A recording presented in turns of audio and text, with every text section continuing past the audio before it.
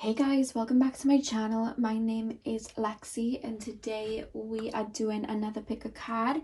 Today's pick a card is another soulmate video and this was a request and it is your soulmate journey. So I'm going to be talking about the soulmate that I'm kind of focusing on is like a divine counterpart that you will end up with. That's why I'm gearing it up towards.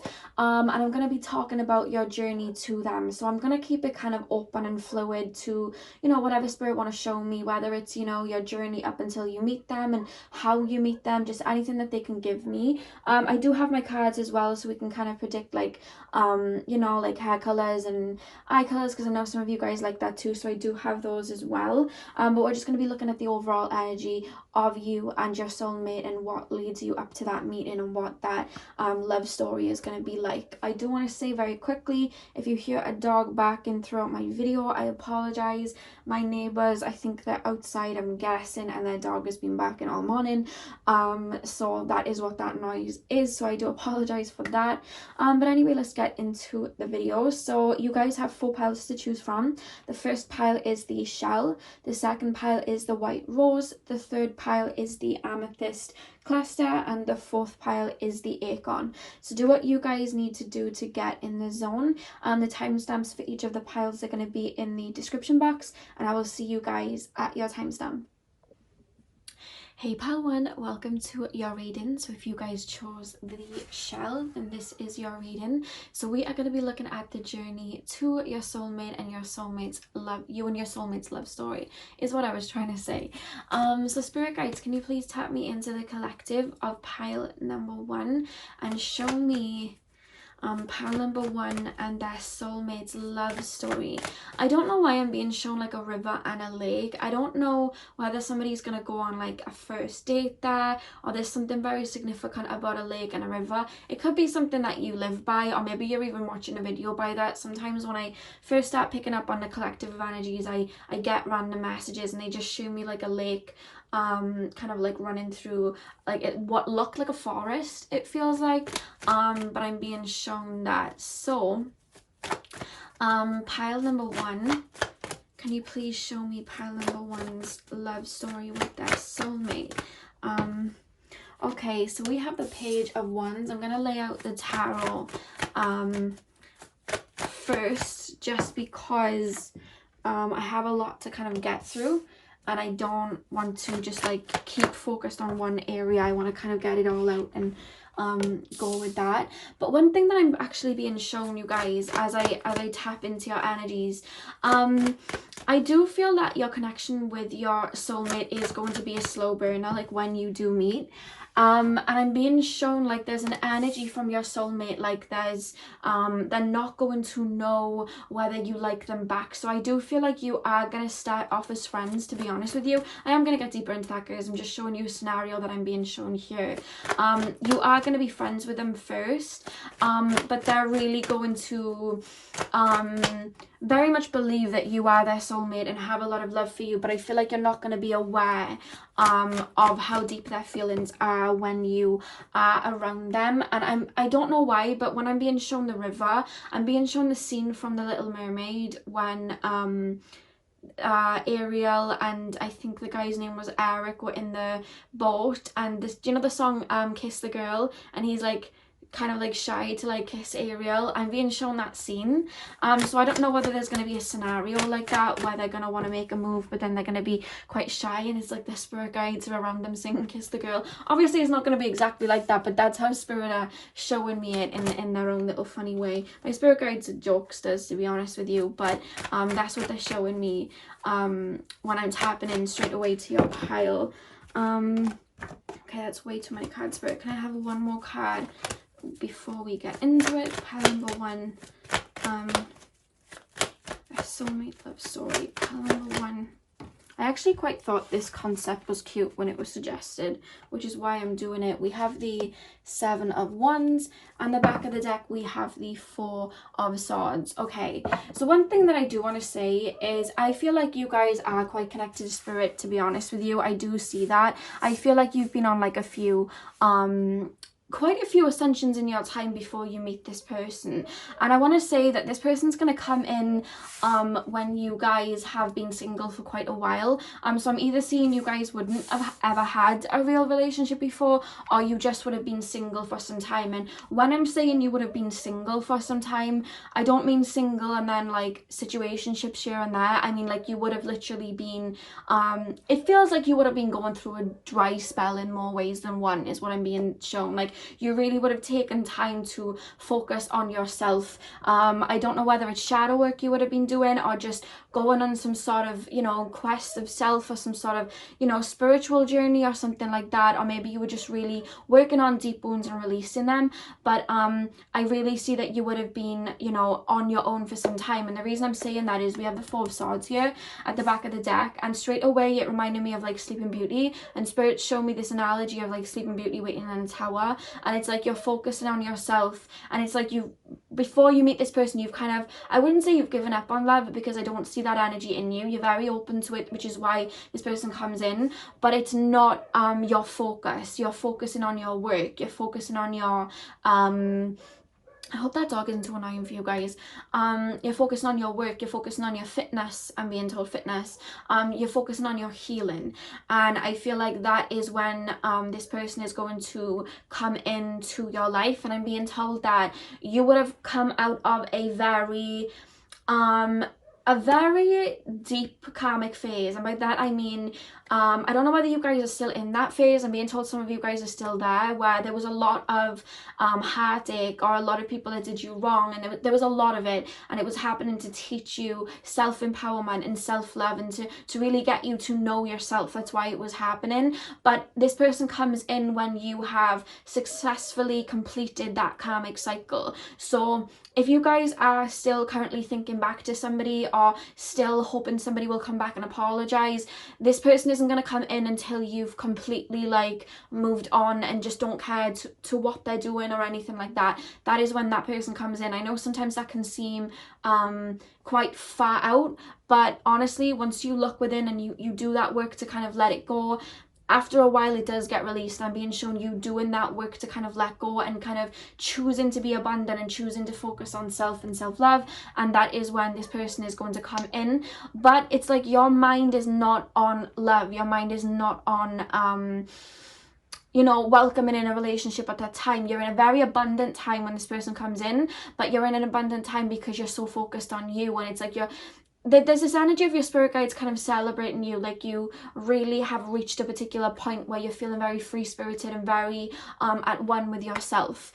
And I feel like this person kind of, when I say this person, I mean your soulmate, they see that, and I feel like they slowly start to move towards you. And I want you to know that when they come in, they are going to they're going to see you before you see them. You're not going to be aware of them for a hot minute. There's this energy of them checking you out. And I've told you this in another reading, I'm being told, because I have had a pile that really heavily related to this in regards to a soulmate. But if I told you before that there was something to do with a beach, but it wouldn't exactly be a beach. It could be, but it could literally be like, for example, you pick the shell, or it could be something beachy themed about how you meet. That's coming through again. And I've said that a few times to the point that I remember it now, and Spirit are kind of showing me that analogy again. So if I've said that to you before, because that's come up quite a few times, there's something to do with a beach in your meeting. I'm hearing it's going to be a chance meeting. It's going to be very serendipitous when you meet. But I feel like they're already going to see you. Like there's an energy of somebody either seeing you on social media for some of you, and then for others of you, like they spot you in a crowd, or there's some sort of like work convention or a wedding. There's something like there's other people around when they see you. Again, it could be social media. Maybe you're like collaborating with somebody on a YouTube, or maybe you guys are just at some sort of event or function and they spot you, is what I'm being told. But what I'm being told about you guys is when they do come into your life, like I said, it's not that you're emotionally unavailable, because you would have really put in that work, but you it's not that you're not ready to open up to somebody else, you just are very much having a good time and a fun time getting to know yourself.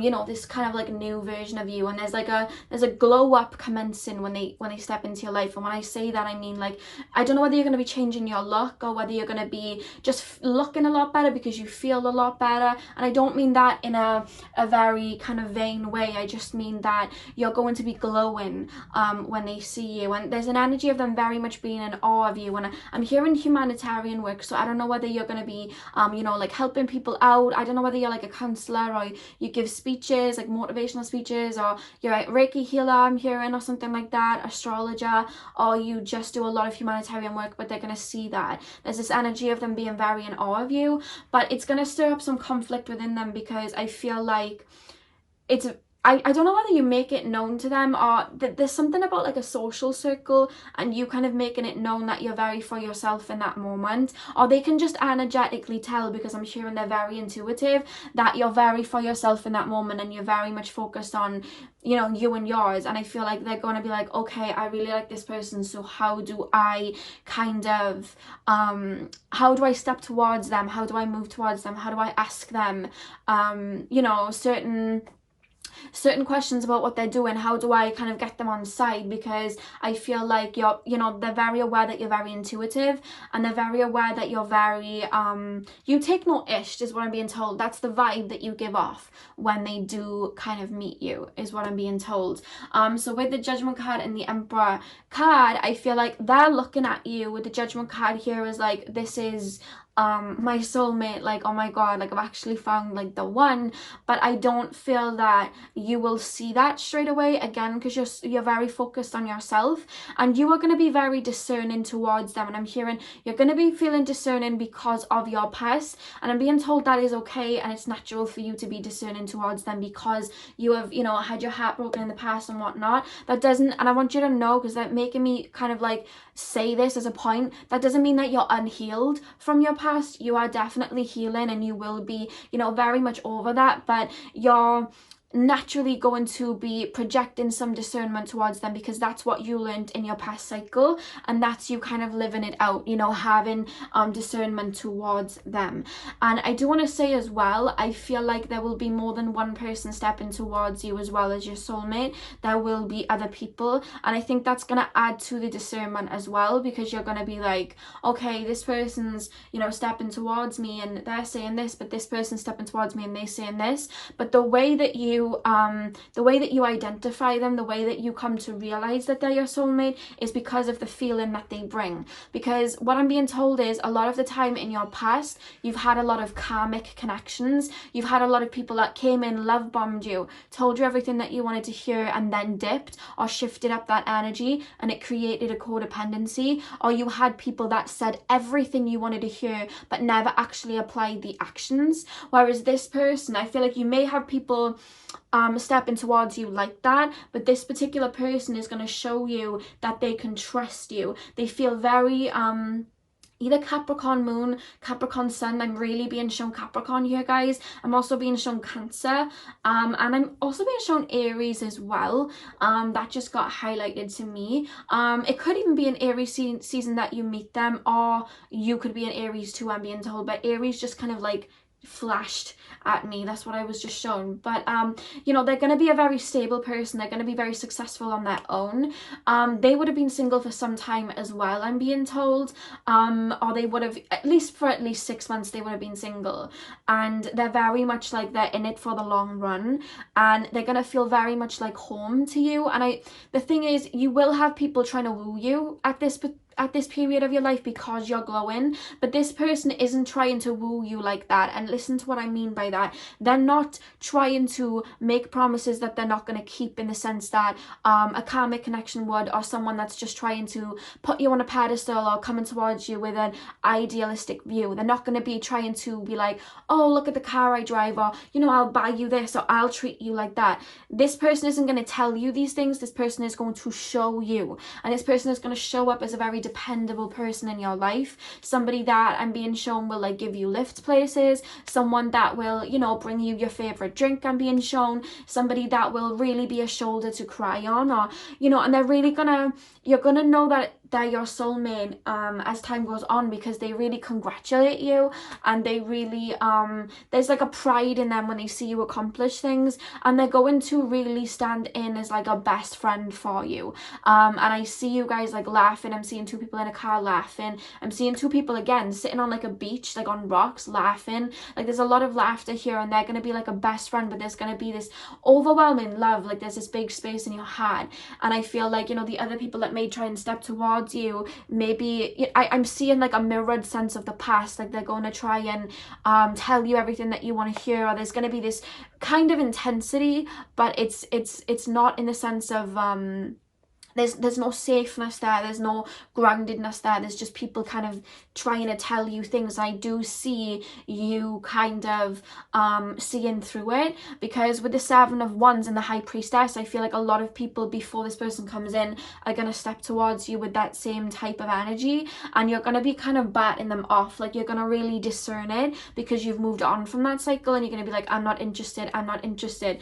And the reason that you know this person is your soulmate is because they're not going to come in like that. They're going to come in and very much be a friend to you first, and allow it to be a slow burner. I do feel like you will be very skeptical of them when they first enter your life. With the Five of Wands here, I see them being very like oh my god, I don't know whether they like me, like I don't know, but what's going to keep them staying is because they're very much falling for you as time goes on. I see it starting as some sort of friendship. There's flirtiness there, but there's friendship, and what I'm being told is it's even going to be a while before they even try to make a move and even try and kiss you or anything like that, because again, you're going to make it very aware that you're you know, you're very focused on yourself, and they're trying to be in your life in any type of way at first, you know what I mean, just as a friend. And I feel like they're very much going to respect you there, and they're going to hold off on things like that until they feel that it's reciprocated. That's why I was actually being shown the scene they're telling me of the Little Mermaid kiss the girl. Like they're going to be like, oh my god, do I make a move, do I do it, you know, how are they going to feel? Because I feel like they're going to witness you batting people off as well. They're going to witness you saying no to people, but I feel like you may even confide in them as well. Like this is definitely coming through as a friend first.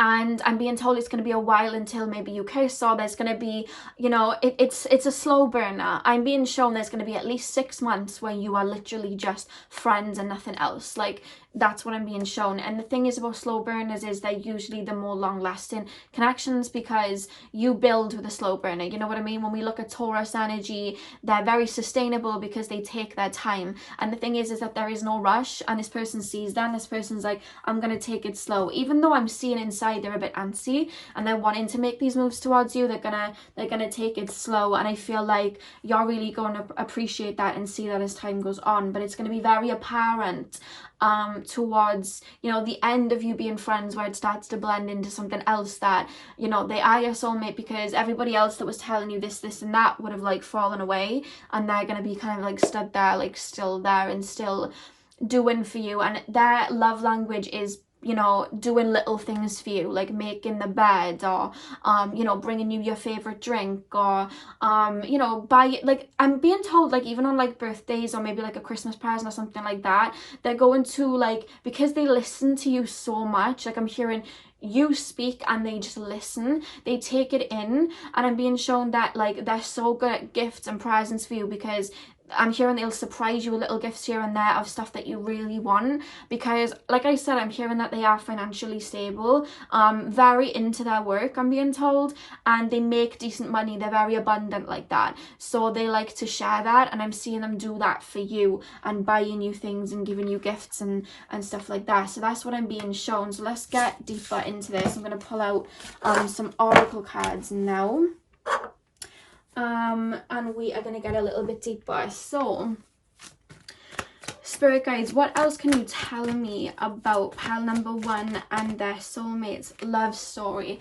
I'm being told you will have children with them. I do see you guys getting married if that's something that you're into. This is somebody that you're going to be with for a really long time. And I'm also being told that there may be some sense of traveling, because I'm being shown 2 people traveling. So you may go traveling together. You may meet traveling, but they're more so showing me you and them traveling together. But I was really drawn to a little girl. Like, if anyone's looking to have children with their soulmate, like, somebody's gonna have a little girl.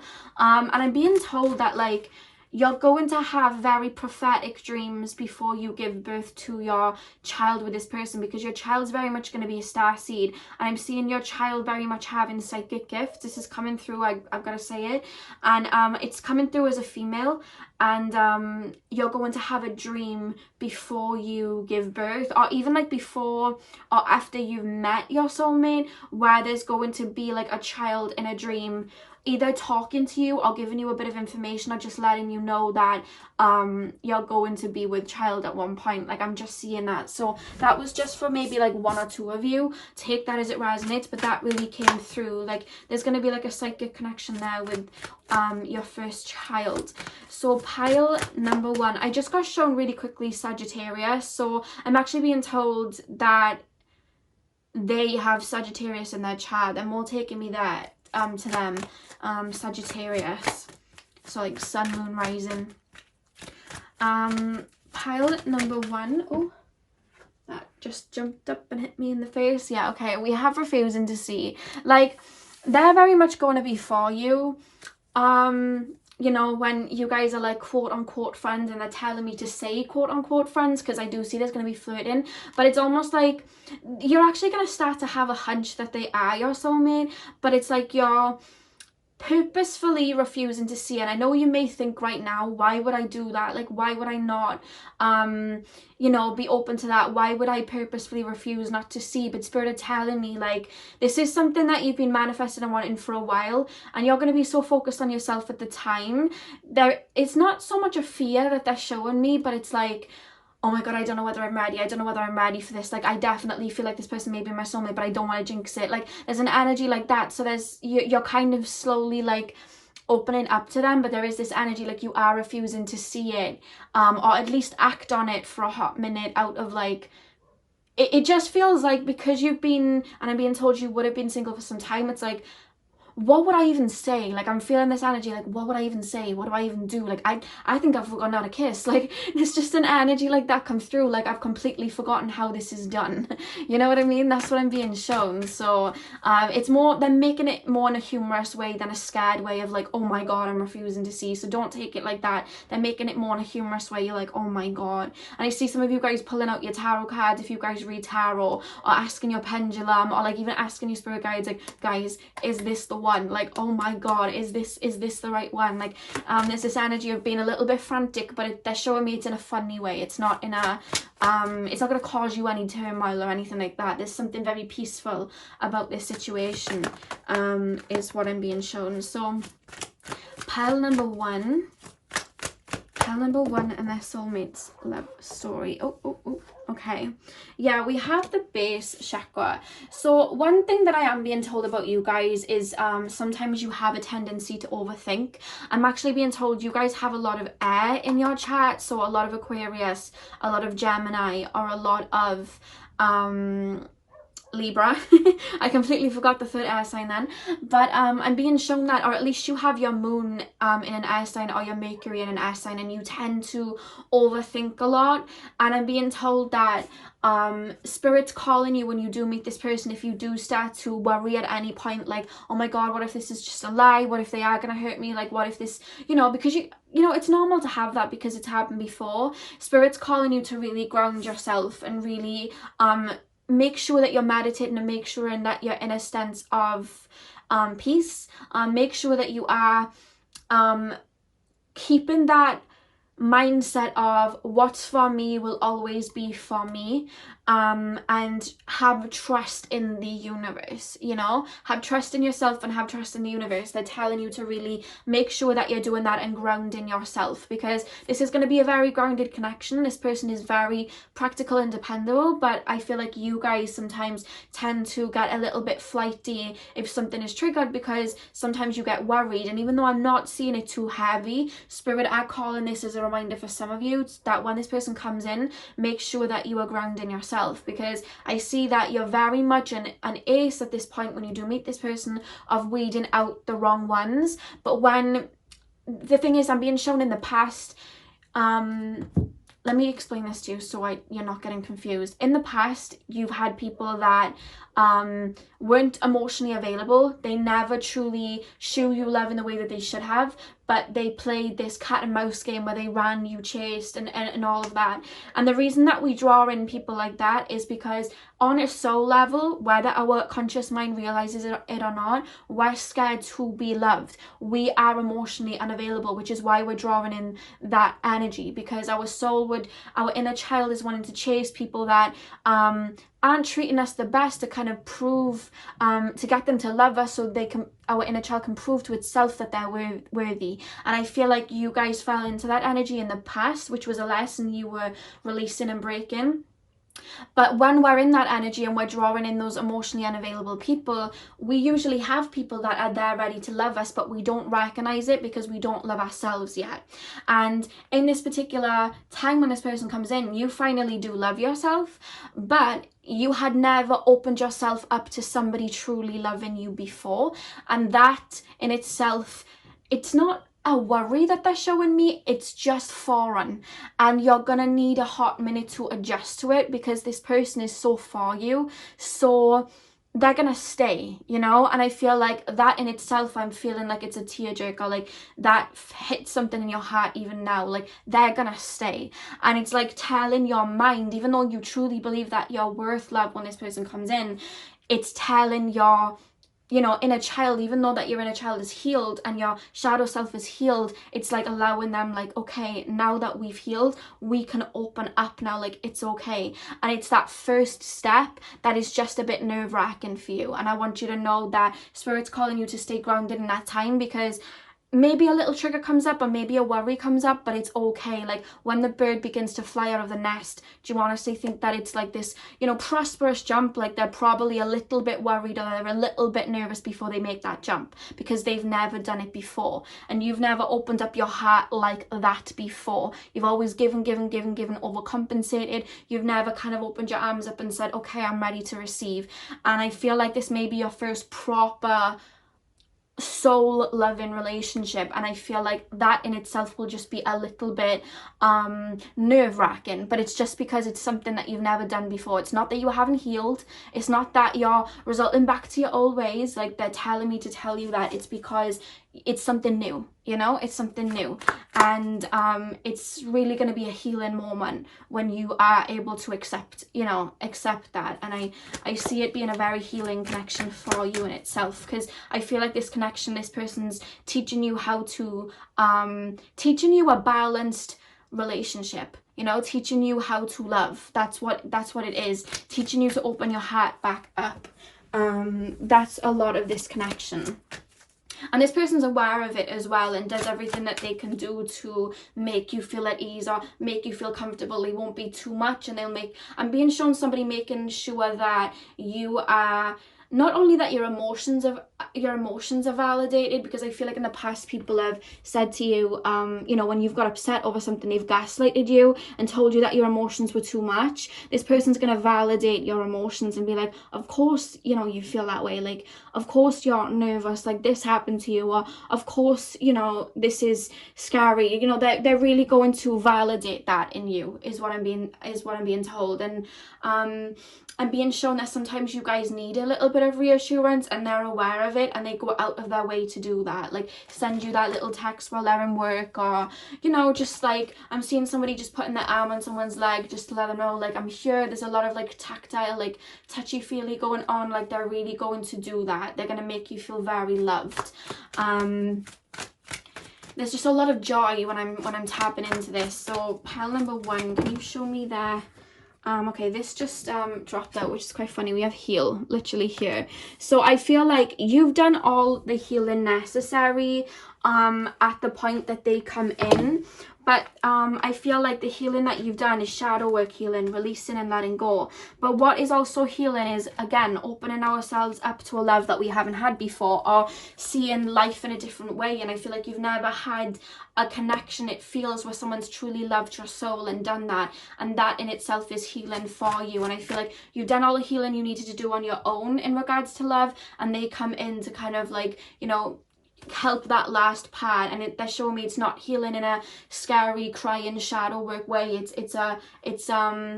They're healing the gap with love, if that makes sense. Do you know what I mean? Like they're healing that gap with love, that place where you overcompensated and there was never a balance. They're bringing balance to it. You know what I mean? Like a jigsaw puzzle, if that made sense for you. So pile number 1, the soulmate's love story.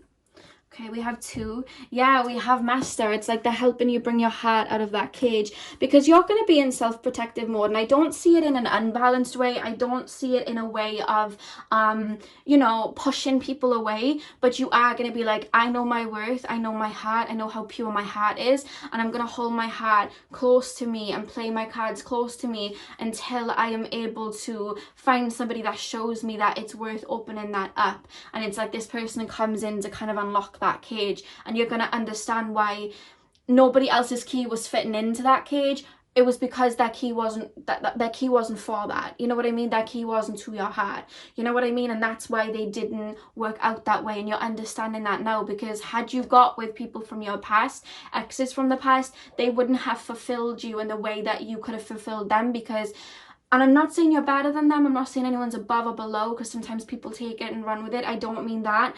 But your heart chakra is very open. You're very connected with spirit like that, and you live through your heart chakra.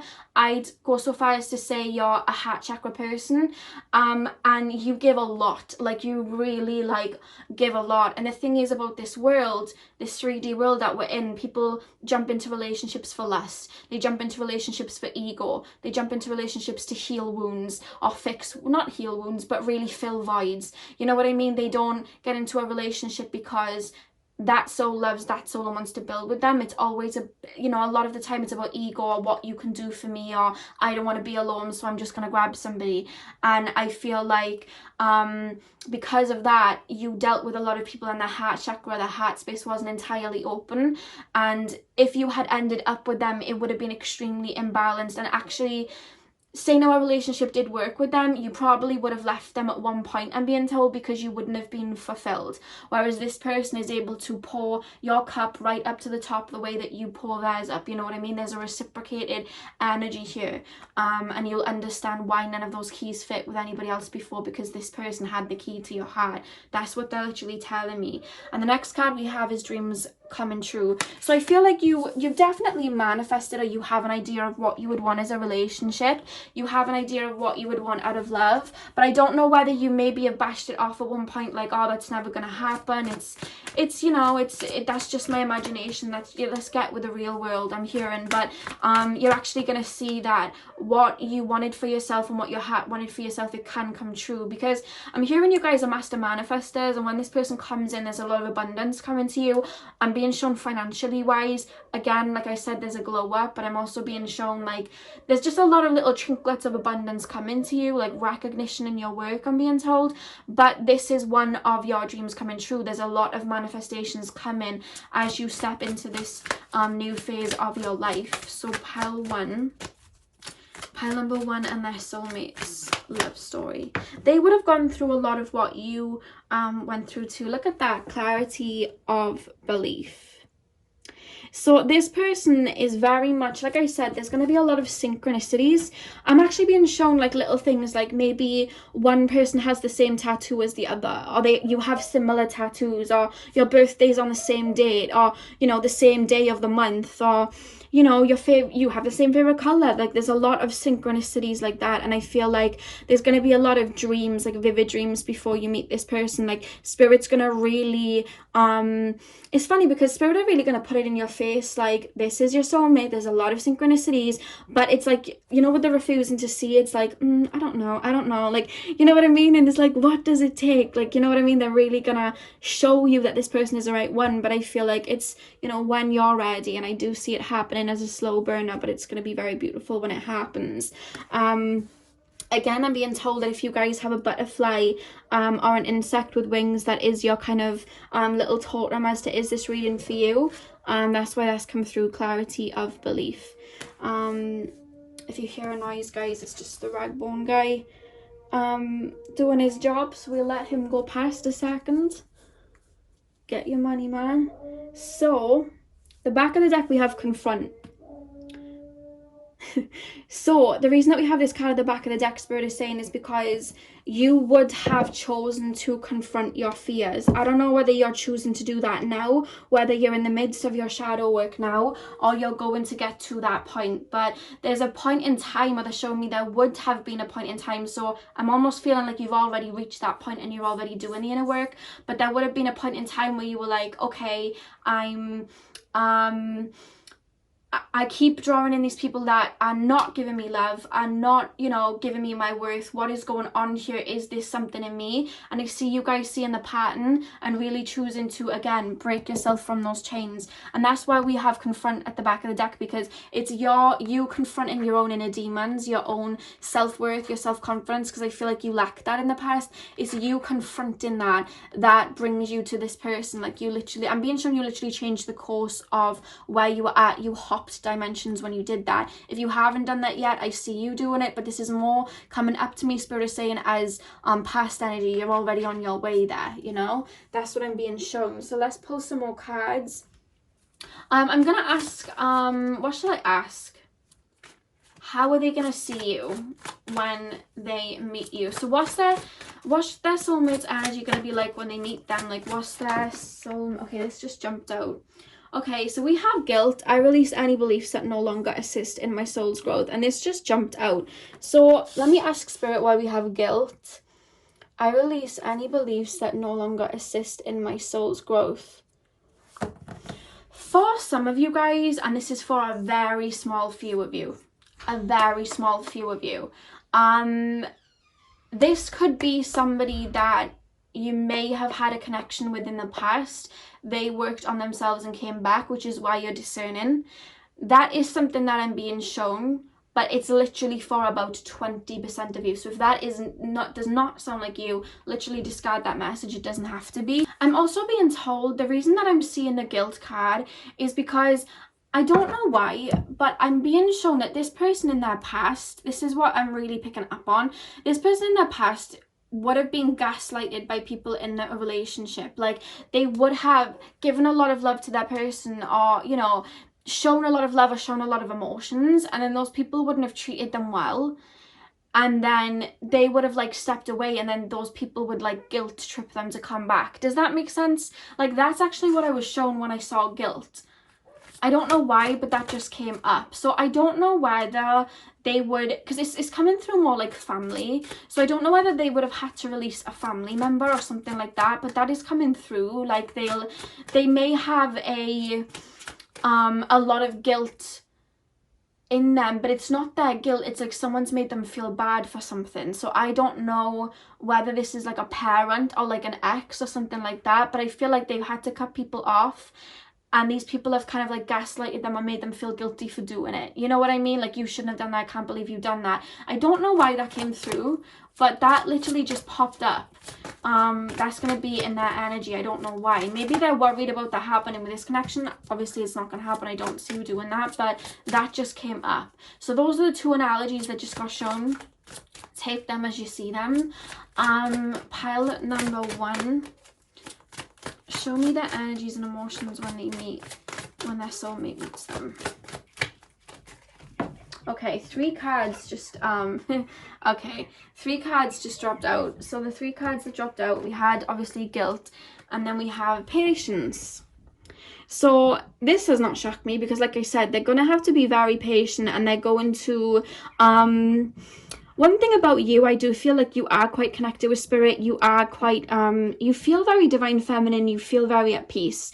And I feel like you're very much going to teach them about like divine timing and things like that. They're going to learn a lot from you. So that makes me feel like you either post a lot about spirituality or just motivational teachings on social media, or maybe you have a YouTube or something like that. But they're going to learn a lot about you, and they're going to see, like I said, this is reminding me of an eye for some reason, but they're going to see that you are the one for them. So with that being said, they're going to really have to like practice patience and allow everything to unfold naturally, because like I said, naturally inside and being told there's like an antsy feeling, like they feel very like, I want to tell them how I feel, you know, I want to give them a kiss, I want to do all these things, but they're having to wait. And that's where we have patience here coming up. That didn't shock me, because they're gonna have to like wait a hot minute for you to actually like turn around and, you know, give that energy. Again, this is really bugging me, right? But you know, with the guilt card, I have to say it because it's being shown to me. When you meet this person, they may be coming out of a relationship with somebody else, but I'm being told the relationship wouldn't have been like a, I'm being told stalemate, like they weren't invested in the situation and the other person wasn't. I'm not saying the relationship that they may be coming out of is for show, but there's just this what I'm being shown is they would have spiritually evolved.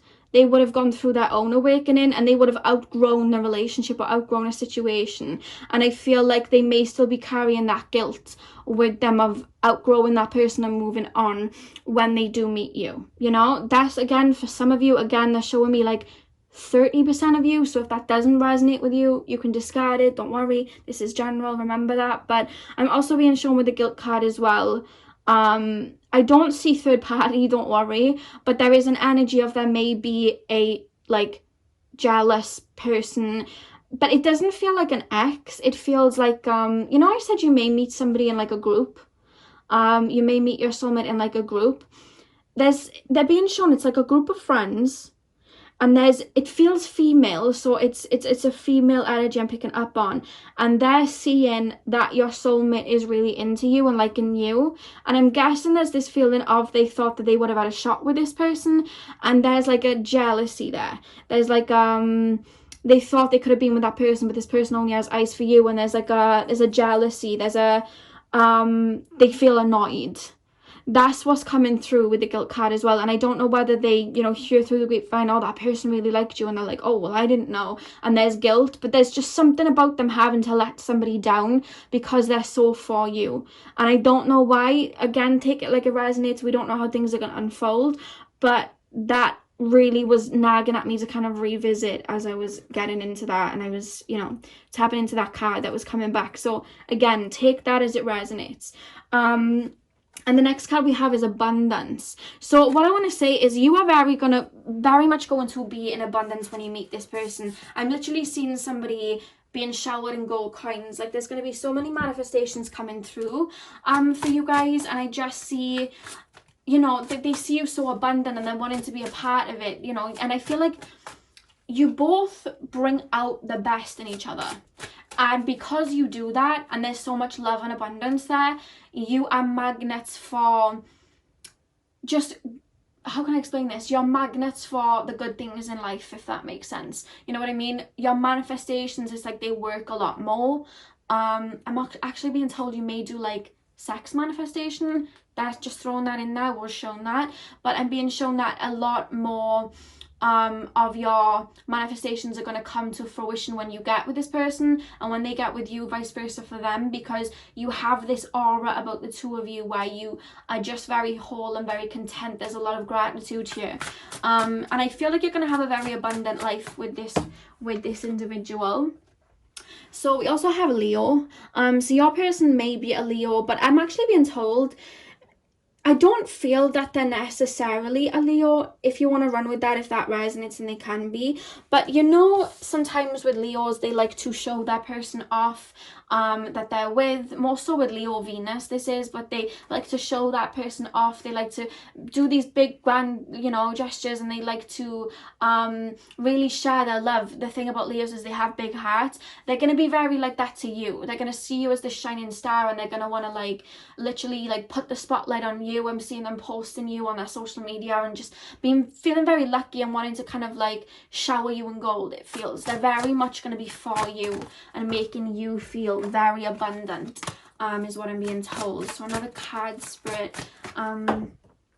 Okay, yeah, we have Jupiter. And one thing that Jupiter rules is luck. You know what I mean? Luck and expansion. And that's what this connection is going to be. There's so many good times that come, you know, because of this connection. Like, I'm seeing two people traveling together, maybe just going on a lot of holidays, but it seems more like traveling, because I'm seeing somebody in Hawaii, and I'm being shown somebody in, I just got told Cuba. Take that as a resonance. I literally just got told Cuba. But I'm just seeing that it's so prosperous. There's such a beautiful, bright energy. So let's pull some more. Let's get a little bit more detail. This is going to be longer than I expected it to be. So pile number 1. Pile number 1. Number 1. Ooh. Okay, so we just had engagement just drop right out. Your love life is ascending to a higher level of commitment. When you get in a relationship, this person's going to propose quite quickly to you, because it would have been such a slow burner to get into the relationship.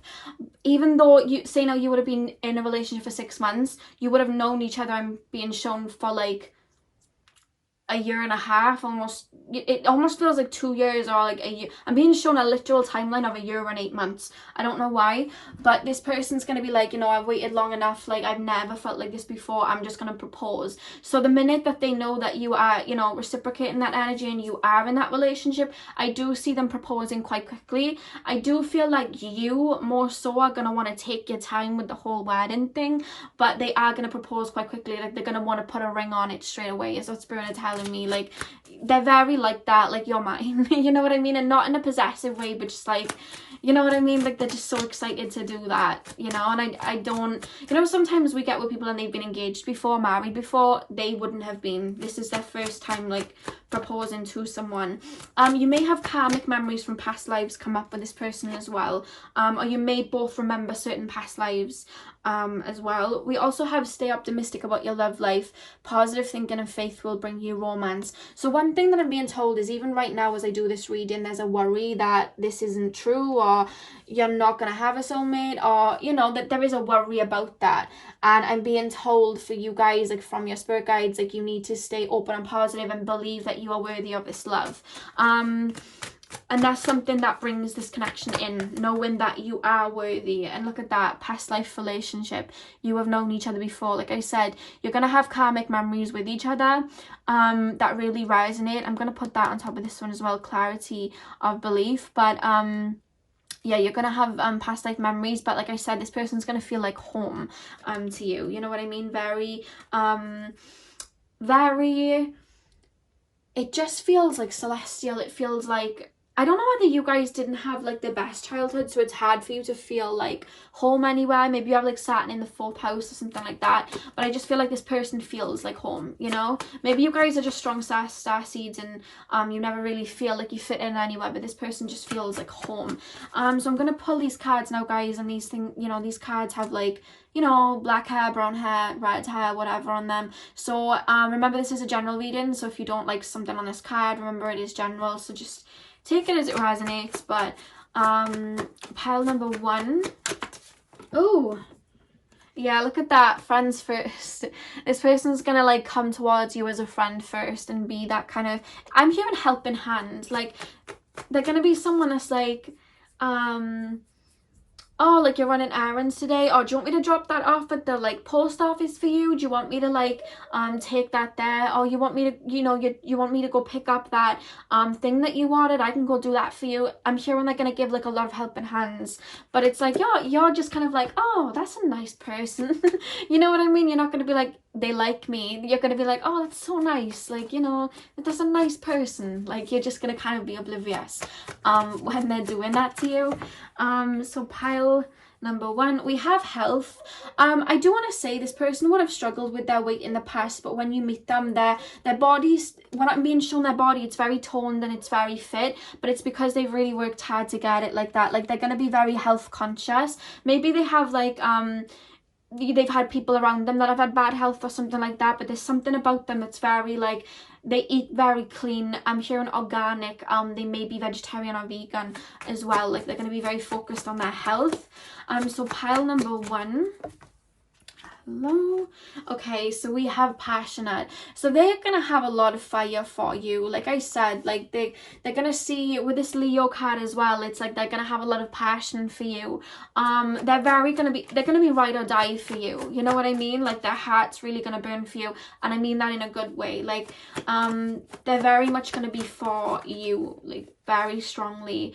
We also have loner. So this person, again, I don't feel like there's someone that's always a loner, like somebody that's always on their own. I don't feel it like that. This is actually coming through to me like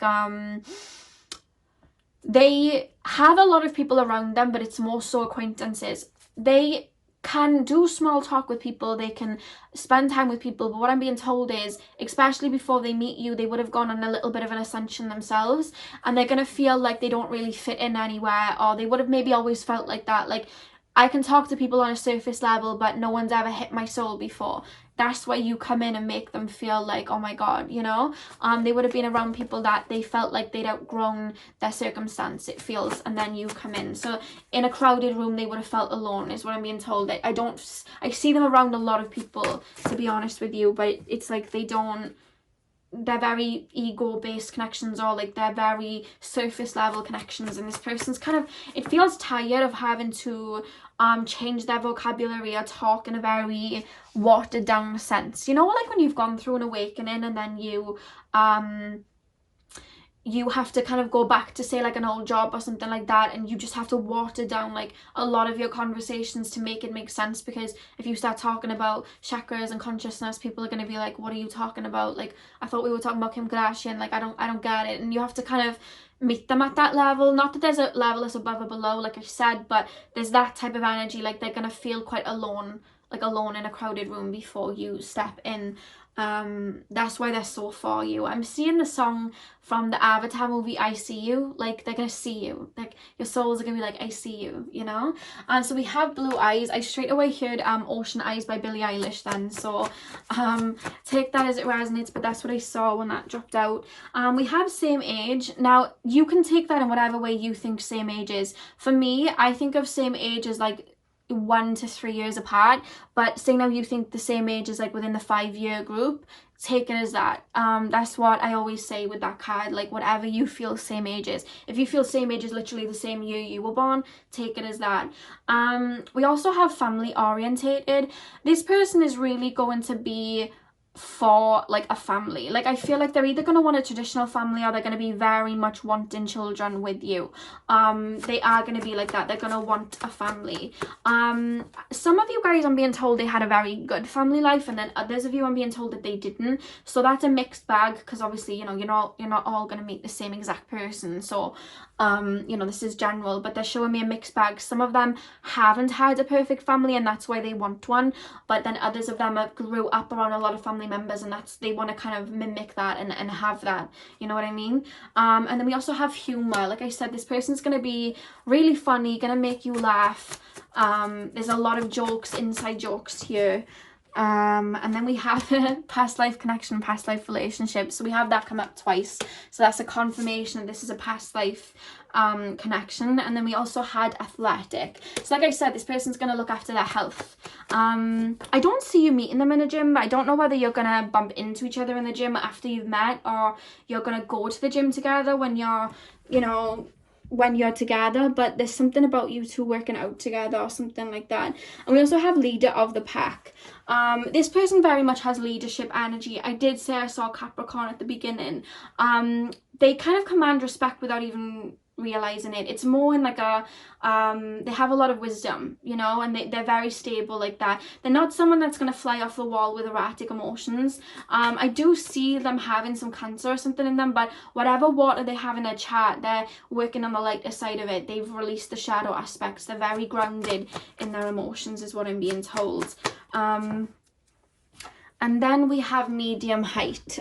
So whatever, again, you think medium height is, if you think 6 foot or like 5'11" is medium height, whatever that means for you. And the back of the deck, we have long hair. So they could have long hair as well. So that is all I have for you guys, pile number 1. I hope you enjoyed that. It was a lot longer than I expected it to be, but I guess Spirit wanted to talk. I'm sending you guys all of my love. I hope you have a beautiful morning, afternoon, evening, whenever you're watching. And hopefully I'll see you guys in my next video. So thank you guys for watching. Hey pile number 2, welcome to your readings. So we are currently doing a pick a card on you and your soulmate's love journey. So I'm gonna get straight in because the last reading that I did lasted quite a while, so I'm gonna just jump straight in.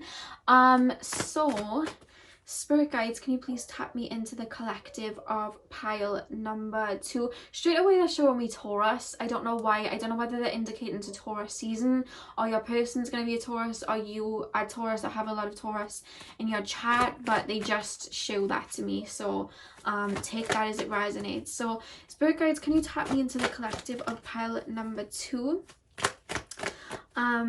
What is pile number 2 and their soulmates love story? Okay, so we have the Hermit. I'm gonna lay the cards out first. Tap me into pile number 2 and their soulmate's love story. We also have the Devil. Don't worry guys, we'll get into it in a minute. Don't you worry. Pile number 2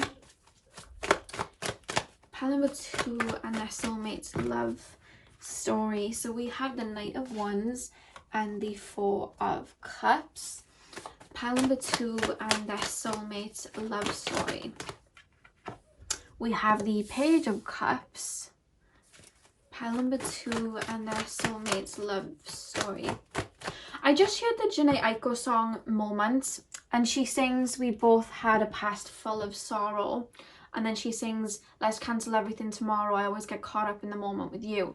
So straight away as well with the Devil card, you know, being with the Hermit out, I'm really seeing somebody would have gone through a lot of painful experiences in their life, and this can be your person, but I'm really being shown more so it's you. You would have gone through a lot. I'm being told in childhood, or just like you had very deep and intense relationships in the past where there was a lot of codependency. And I'm gonna say trigger warning very quickly. 3, 2, 1. You may have been in sort of abusive relationships, either with family members or romantic connections in the past. There's an energy here like you grew up, or there was an unhealthy approach to love as you were growing up. I don't know whether you saw a lot of chaos in your childhood, or whether you just believed that you know, love wasn't easy, love was meant to be toxic. I'm seeing like a Harley Quinn Joker type of energy here, where maybe you believe you like that sort of analogy, or maybe you just thought that sort of analogy was, you know, something to be romanticized in the past. We have the High Priestess at the back of the deck. But what I'm being shown is, and I want to say this to you before I even begin, you guys are really old souls, like extremely old souls, and I'm being told you have very strong psychic gifts, and you have very strong you have a very strong mission in this life. I'm being told you probably resonate as a starseed or a light worker, and you are extremely intuitive, and you have a very beautiful connection with spirit. I'm being told you have a beautiful connection with the divine, and the reason that you are so connected like that, the reason that you have got this beautiful heart and you are so connected to spirit like that, is through a lot of inner work and a lot of inner you've gone through the ringer, is what I'm being told, and you've really looked within. And I feel like you've come from a family or a lineage where there was a lot of codependency, negative relationships. There was a very negative outlook on love. What on earth was that? I'm going to take that as confirmation. But what I'm being told is you had you saw a lot in your childhood, and your lineage, like I'm seeing your parents or your grandparents, they had very negative relationships too, or there was just a very toxic situation that you grew up. And I feel like maybe your first relationship or situationships that you've had were very much in this devil energy, codependent. I'm being told you're strong empaths, and I feel like you've drawn in a lot of narcissists, but there's a real highlight to a family member having that type of dynamic, that like soulmate narcissist situation. And I feel like you've really had to go within with this hermit energy to release that. I'm hearing you've had a lot of like painful realizations in your childhood or throughout your life. I'm actually being told you may have like Neptune in the 7th house, but I'm being told that you throughout, I'm being shown your teens, it was like you were going through these situations and you were growing through these situations. And I'm seeing somebody starting to become very empowered and starting to become very aware of who they are and releasing all of this energy, because they're literally saying you're literally doing this. When the devil comes reversed, it's like we free ourselves from the chains. They're telling me to do that with a card. Like that's what you are either learning to do right now, or you've already done that. And that's part of your soulmate journey to your soulmate, because you had to release that to be able to embody that soulmate energy. Because when we look at two soulmates that come together, that is not a codependent love, that is not an ego-based love, that is two souls that resonate at a certain frequency and they love each other's hearts, you know what I mean, because their hearts are open. And I feel like you've had to do a lot of, or will have to do, it's more so coming through as the past, you would have released and let go of a lot of those wounds and realized, because there's a no-win here for a lot of you. For most of you, I'm being told that that we have certain lessons to grow from, and what karmic relationships are, and what lessons that you had to learn to empower yourself, and you understand that they were teachers to have you look within, and they were opening wounds that were embedded into your subconscious because of that ancestral line. It's coming through as like you were breaking generational curses. I don't like to say generational curses, I like to say generational karma, but just so that you guys understand what I'm talking about, I'm going to say that. But you had those wounds kind of opened, and I feel like you had to look those wounds in the eye and really release them. And I feel like you've really done that. Like I'm being shown you're like a spiritual warrior is what I'm being told. That's what they're saying. And I feel like you would have poured all that energy into yourself and really dissected all of these wounds. So there would have been a certain period in your life where and I'm actually hearing you're going through it right now, where you weren't so focused on romance.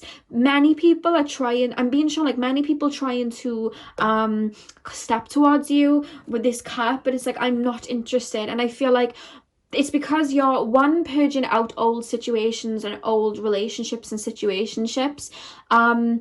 Again, there's having to give yourself closure for people in the past. Maybe you were wanting an apology from someone or whatnot, and it's kind of like finally purging all of that out. You'll be in that phase for a hot minute, I'm being told.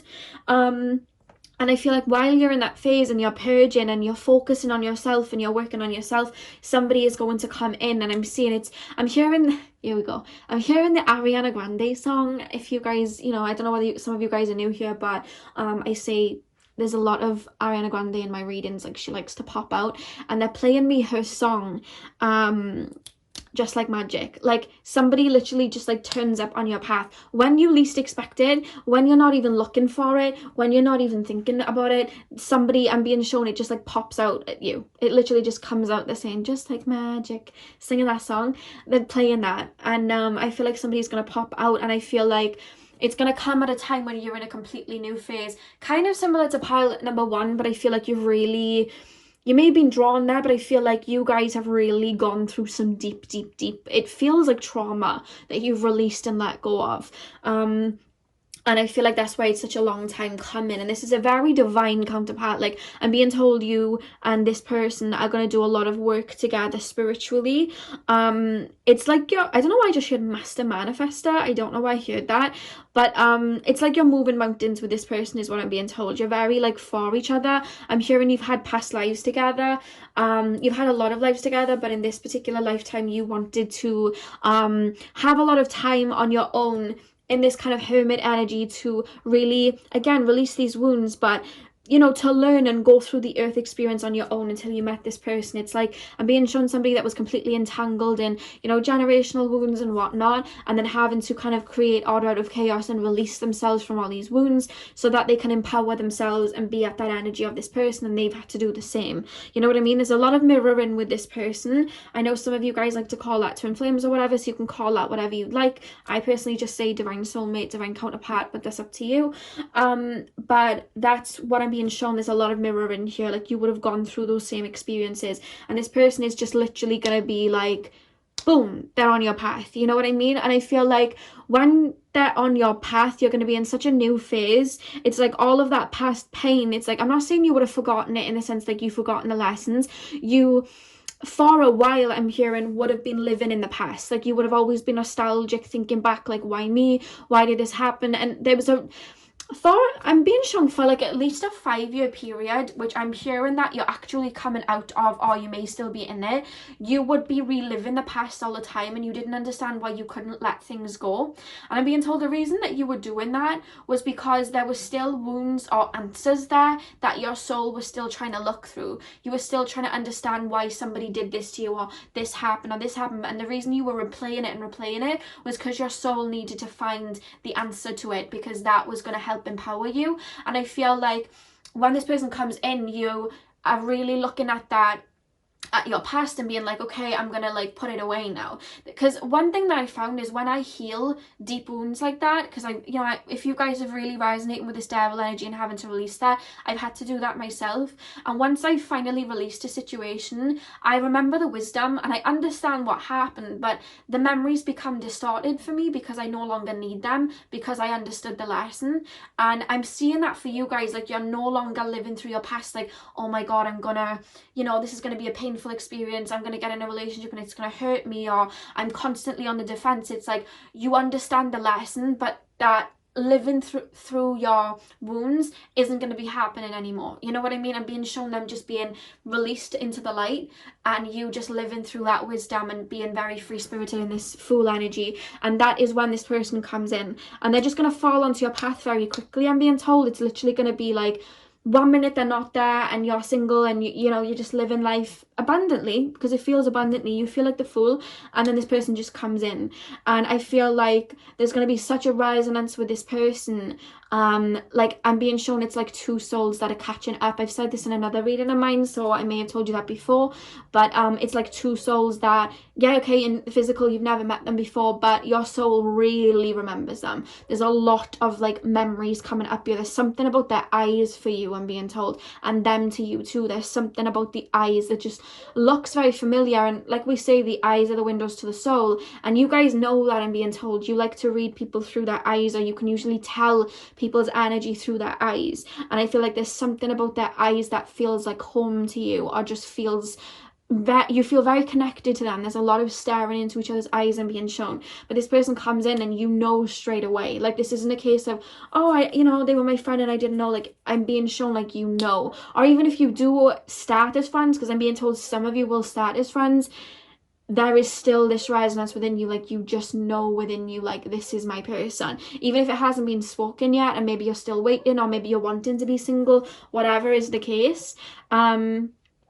You will know this person, like you will know that this person is that person. You know what I mean? But there's this energy, you're going to be in such a peaceful state, like such a tranquil state. I'm being told that there is absolutely no rush. Like, you're not like, oh my god, we need to be together and it needs to be this and that, and because that's when it's too rushy and it's too boom, it's a flame that could burn out. You know what I mean? This seems like a very gradual but homey connection that takes its time. And I feel like you both know not to rush it, and it's just like it naturally develops in divine timing. But there is this resonance always, like when you two come into each other's life, even if you are just friends, there is no one else involved. Like, you're for them, they are for you. And it's just a matter of, when is this gonna take off, when are we gonna, you know what I mean? But it's not like a worry or like, oh my god, do they like me back? Like, you're both on a soul level very aware. They keep telling me telepathy, like you will like say things that they were thinking, or they will say things that you were thinking, and you can just, I'm not saying you're going to sit there and read each other's minds, but you're going to like, say now they're feeling sad, you will all of a sudden feel sad, and you don't know why you're feeling sad, and I'm hearing it, it's already happening. So say now, even now, like today, you wake up and you're feeling good, and then all of a sudden you may feel like irritated or sad. You could be picking up on their energies, because I'm being told you're very psychically connected. And if you guys have watched my Starseed videos, I'm being told, if I told you you're Andromedan or Lyran Starseeds, or there's a connection to Lemuria here, I'm being told that is you guys. I feel like in those, Starseed, how can I explain it? In your lives as those star seeds, do you know what I mean? In those, how can I explain it, Spirit? How can you like even explain that? When you lived as those star seeds, you what's it called? Telepathy? Telepathy? It's not, no, telepathy. You speak telepathically. That's the word. I couldn't get that word out then. You speak telepathically, and you still kind of have that connection. Like, there's just something about two people. I'm seeing two people, and they're watching someone, or someone does something, and I'm hearing you read people a lot. Like, you read people's energies intuitively and analytically. They do as well. And somebody's acting out of like their shadow self or something like that, and you see it. Or somebody's acting out of like a fear-based or an ego-based. It's something that you can laugh at, like not in like a mean way, but like, oh, they're acting out of their ego, And I'm seeing like you both looking at each other and smirking. You both know what each other's thinking, like they're acting out of their ego. They have like a superior complex. That's why they're doing that. And I'm seeing two people like smirking, because you intuitively are telling each other the same thing. That's just a little ideology that I was just shown. Obviously it might not, unfold exactly like that, but I'm being shown two people like that. Like, you're able to think the same, if that makes sense. Let's just leave it there. But that's what I'm being shown. And again, I'm being told you took the rose, because your spirit guides are referring to you as the rose that grew from the concrete. Like, you came out of really negative or maybe low vibrational, or just circumstances that a lot of people maybe don't make it out of, and you grew. You were that rose that grew from the concrete. That's how your spirit guides are referring to you, and they're saying that's why they chose you to pick the rose, because that's you, is what I'm being told. And then we had the Knight of Cups and the Queen of Cups, and I do want to say, like I said, you've had a lot of empath narcissist relationships, and I feel like in your past you have self-sacrificed yourself for other people. And again, they're taking me to the childhood, like maybe with, maybe you had a parent that was a mother or a father that maybe had certain substance abuse issues or something like that, and you kind of taught yourself as a child to self-sacrifice yourself to look after them. And I feel like a lot of your relationships followed suit. So you drew in a lot of broken birds to you wanted to heal them, and they didn't treat you very nice, but you didn't really care for yourself. You just wanted to heal them. And I feel like you shifting that and really reparenting yourself, remothering yourself, refathering yourself, and re-loving yourself and telling yourself who you are is what creates this chain reaction of love that draws this person in. And you realize that you are the Queen of Cups, and you have this beautiful heart, and you have these beautiful emotions, and you have such beautiful energy to bring to a relationship. You're no longer accepting with a Knight of Cups here. You're no longer accepting a Knight of Cup with a cup half full. You want your King of Cups. You know what I mean? You want somebody that can match your energy. And I feel like this person very much does that. And it's like, there's something so unspoken about it. Like, there's just something that completely resonates. It's like you're two peas in a pod, but you're like the same kind of soul. Like, there's such a beautiful energy here, and it's such a beautifully high vibrational energy, and I see you stepping towards it while you're purging and releasing. And I'm being told some of you guys are still releasing now and still purging now, and I want you to know that you are going to see that sunlight. You know what I mean? You're purging now so that you can, you know, be in that energy. I don't know whether some of you guys are still here. Some of you guys are stepping in here, but whatever the case, I'm being told that your rainbow is coming, is what I'm being told, if you're still stuck in this situation, and it's going to be worth it, because you're meant to be very abundant in this lifetime. And I'm also being told that I'm being told to tell you that you're divinely protected. I don't know why somebody needs to hear that. And I'm also being told for somebody to not doubt their spiritual gifts, and to not allow other people to determine their spiritual gifts. Like, spirit chose you for a reason to be a messenger or have these gifts. Spirit chose you for a reason, and you don't need to explain that to anybody else. You know what I mean? That's something that I've summoned spirit guides telling me to say to whoever's watching right now. So whoever needed to hear that, that was somebody's spirit guide. I feel like you had people in your past, pile number 2, that have really tried to take your light or make out that you weren't worthy, or really tried to like crush you like that because you shone so bright. And I feel like that within that you learned to self-sacrifice, or you learned to act small, or believe that you were small. And I'm being told that I'm actually hearing some of you guys are actually quite tiny physically, but I'm being told that your soul is like 6'12". Like, your soul is huge. You know what I mean? They're showing me like the same small person, huge soul, and huge heart. So I don't know who made you feel like that, pal, too, but I'm hearing that you're actually releasing it. A lot of people have tried to take your power away, but you are releasing that right now. I feel it heavy in my heart space, like you're purging it out. That happens to a lot of empaths. We usually draw in people that want to kind of crush us like that, but you're just phoenixing at the moment, I'm being told, if you are releasing that and you're letting go of what doesn't serve you. There's a big purge going on for you right now. If you're watching this at the time I'm doing the video, it's happening for the collective. I mean, we're literally coming out of Pisces season now. We're starting, you know, we're going into Aries season. There's a big purge as we end that. But yeah, I'm just really picking up like a really big purge, and that's going on for pile 2. And I'm being told to tell you guys to hang in there, and that you are very protected and loved.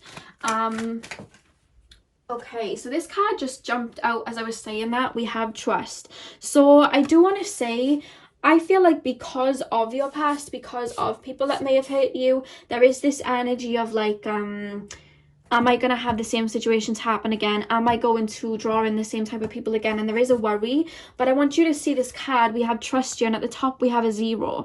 And in the tarot cards that were just there, we had the Fool. The Fool is the first card in the tarot deck, and then we have Trust, which is a 0. And what do they both represent? New beginnings. So this purge is happening for you to release that old karmic cycle and really jump into that next phase. And they want you to not worry about how, when, where, who, why someone is coming in, because I do feel that this person's gonna literally, like I'm hearing the Ariana Grande song again, Just Like Magic. This person's just gonna drop into your life like boom. And it's going to be at a time where you're in complete flow and alignment with the universe, and you're just like, I'm literally seeing somebody dancing, like skipping through a forest. Like, you're going to be so carefree in this new phase because you've reached this light. And I'm hearing somebody say, all that is for me is going to be for me. I completely trust the universe. So I don't know whether somebody is being called to say that as a mantra, but I'm hearing that is really going to help you. I'm also really quickly being told for you guys to get some crystals for your sacral chakra. I'm being told more strongly citrine. I'm being told amber, and I was literally shown orange calcite as well. So maybe get some sacral chakra crystals, because somebody's spirit guide told them that would help. I'm also hearing, if you guys are in the midst of healing right now, I'm being told to say that you guys may benefit from sunstone, the crystal sunstone, just to help you feel more vibrant and happy. And I'm also being told yellow phantom quartz and African turquoise as well. So whoever is drawn to any of those crystals, if you want to go Google them, those are the crystals. So I'll say them again: citrine, amber, orange calcite, sunstone, yellow phantom quartz, and African turquoise. There we go. So if you want to go cop them after this reading, or have a look at which one you're drawn to, quite a few of them came through then. Yeah, look at that. We have trust and then flow that literally dropped out underneath. That's when your soulmate is going to come in, when you're completely in flow with life, when you're no longer worrying about how something's going to come in. It's like I'm seeing somebody just being completely open to what the universe has to offer them and not worried about when something's coming in or how it's going to come in. It's like you're completely like, universe, it's up to you. And I feel like a lot of you guys are starting to step into that energy because you are old souls and that's how your soul resonates. And I just see somebody putting their arms up to the sky like, universe, I know you've got me. You've always had me. I've learned so much. Like, you know, wherever you want to take me, let's go, you know? And I feel like you'll really be following your intuition when this person comes in. So pile number 2. Any more information? Yeah, look at that. We have joy. Joy and stability. This is literally the energy you're going to be in when they come in. And we also have opportunity beckons. I'm actually being told some of you guys may be seeing the infinity symbol a lot. I'm being told that that is your soulmate's higher self sending you that. Okay, I'm definitely feeling you guys are starseeds as well, because when I look at the sky with the stars in the background, I'm being shown somebody looking up at the stars and stargazing and being in awe of the stars. So that may be something that you do together as well. It could be, I'm actually being told it's something you both do. You both resonate with, you know, starseeds. But I just feel like I'm really being called to tell you, because I really do feel like you're going through a lot of releasing and purging at the moment. Everything that happened so that you could better understand yourself, heal yourself, and love yourself. Your soul is such an abundant, like fruitful energy, and the releasing that you've been doing is part of like your karmic line. Like you've been releasing karmic wounds from your family, and I'm being told you were called to come to earth at this time to incarnate into a specific environment so you could release those wounds and liberate your ancestors, the people involved. And your soul is such a strong soul. You're so full of wisdom, while too, that you knew that you could do that. Like your soul was like, I can do that. And that's what you were releasing. And I'm being told that whenever you did act out of hurt, whenever you did act out of anger, whenever you did act out of, you know, a low vibration, that was normal because you were embodying that energy and you were releasing, and you didn't know any better. You know what I mean? You were a victim to it, but you have changed the narrative. They're telling me you've already done it. You've changed the narrative and chose yourself. And that itself is shifting and putting you on a different timeline, because that was your soul and the strength of your soul coming through and saying, okay, I've been through that and now it's time to actually do the work and release. And you've done that. You've been going through a really big ascension, I'm being shown. And all of this purging, even if you're feeling like you're underwater right now, because I'm hearing the Chloe and Harley song, Overwhelmed. You may be underwater right now, you may be feeling like that, but I'm being told it's you're purging, you're liberating, and your pot of gold is coming. Okay, there is a pot of gold at the end of that rainbow for you. I want you to know that. They're playing me the Kali Ucha song, After the Storm, the flowers bloom, and you have such a beautiful love and such a beautiful life awaiting you. Okay, and it was as a result of you choosing yourself, and this is a testimony to your strength. You're a very old and wise soul, and you've learned a lot. I'm being told, and your spirit guides are very proud of you. Like they're coming through to really, I think you guys need a hug right now. So know that I'm energetically, I'm really sending my love here. So if you can feel it, that is me.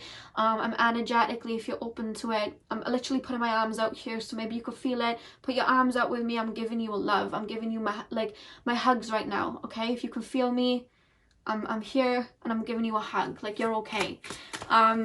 You've been releasing a lot. I just, when I said that, then I felt this overwhelming need to release or cry or purge. I do feel like some of you guys are going through it. If you're not and you're out of that, that's great, but some of you guys really are. And I hope my energy helped there. But let's keep going with this. Yeah, so we have control here. Again, because of your past, you have this need within you to control, because again, in your past, I feel like a lot of things happened rapidly, quickly, and they hurt you very quickly. And they came out of nowhere. You had a lot of painful experiences, and I feel like because of that, I feel like you're quite Uranus influenced. you have a lot of like hard aspects there, but because of that, your mind, your ego, your human part of your mind wants to control or know the answers to everything. And there's a need to surrender here. There's a need to release, because look at the number at the top, it's 8. The 8th house is ruled by Scorpio. There's a need to release here. There's a need to let go. There's a need to phoenix here. Let go of the pain and allow yourself to surrender to it and release, because I'm hearing you're phoenixing. But I want you to know you're stepping into a time where you no longer try to control anything or worry, because there's a lot of abundance coming to you. Okay, I want you to know that, like, whatever you've been through, it didn't go unnoticed. And the fact that you still have your heart intact, you still have this beautiful heart that I'm being shown, again, it's a testimony to your strength, and you are going to get your rewards for that. Okay, you're going to get your karma for that, and you have a lot of positive karma coming to you, because even in your darkest days you chose to send light to people, I'm being told. And a part of that karma, that good karma, is somebody that matches your frequency and that can love you the same. And you're no longer going to need to try and control things. You're going to live in the moment and be very I'm hearing the Janae Aiko song Define Me, and she sings, time you've got him behind me, all in divine timing. You're very much like that, very primal. That is the energy that you're stepping into. I know it's a lot deeper than a usual soulmate reading, guys, but when messages are coming through, I've got to really go with it. And I just, you know, I also, with your spirit guides, want to give you that confirmation and love and understanding to help you through what you're going through right now, if what I'm feeling is, you know, hitting the nail on the head there. Because I feel you're very close to meeting this person. Look at that, open up. Sometimes there's an energy here where it's like in the past, or maybe you will be stepping into that energy where you will still be scared to open up, and you try and control situations. Like, instead of, you know, being on a date with somebody and enjoying it, you're worrying about this and that. But I'm hearing you're letting go of that, and you're learning to open up and not control those situations, and really just live in the moment and be open to receiving that beautiful love. You're stepping into that time, okay? And it's just a little message from spirit here. When you do start to feel light again and full of joy, make sure that you are being open to the people around you, because those days of having to discern, those days of having to worry about getting hurt and whatnot, they're over, because you've learned the lesson, and this person's coming in to show you that it's okay to open up. There's nothing scary about it, you know. And the back of the deck we have feeling alone, so I feel like that might be you right now. You know, when we heal and stuff like that, I'm seeing the full moon, that's why I'm being taken to healing, because the full moon helps us release. I feel like sometimes you see being alone, even though I'm hearing you love to be alone, sometimes you see it as a bit of a burden. Like, you're like, okay, like, I'm on my own, and, you know, people around me are in relationships and whatnot. But I'm hearing that when you're alone is when a lot of change comes in and a lot of shifts come in. And this time alone right now that I feel that you're in, it's vital for you to rejuvenate your soul and be ready for when this comes in. I'm literally being shown somebody's soul on charge right now. Like, they're literally showing me like a soul plugged into a charger, like you're being charged up, you're releasing, you know what I mean? And there's going to be a time period, I feel like some of you guys are in this time period where your light's starting to expand again and come back, you're being rewired and you're being charged up, is what I'm being told. But there's an energy here to, you're going to step into a time where you're content with being on your own as well. Like, you're just going to be feeling very prosperous, because like I said, you have spirit with you all the time, you know, like you really do. I feel like you connect with spirit a lot. Like, I'm seeing somebody just sitting there and just talking to their spirit guide, or calling out to their spirit guide, and writing to their spirit guide, or even having dreams. Like, they're always there. I feel like you're aware of their presence. So I'm going to pull 2 cards to just see what your soulmate feels when they meet you, because believe it or not, guys, we have a lot more oracle cards to come. This is going to be a bit of a long reading. So pile number 2. What will their soulmate feel? What is the energy of their soulmate when they meet? Pile number 2.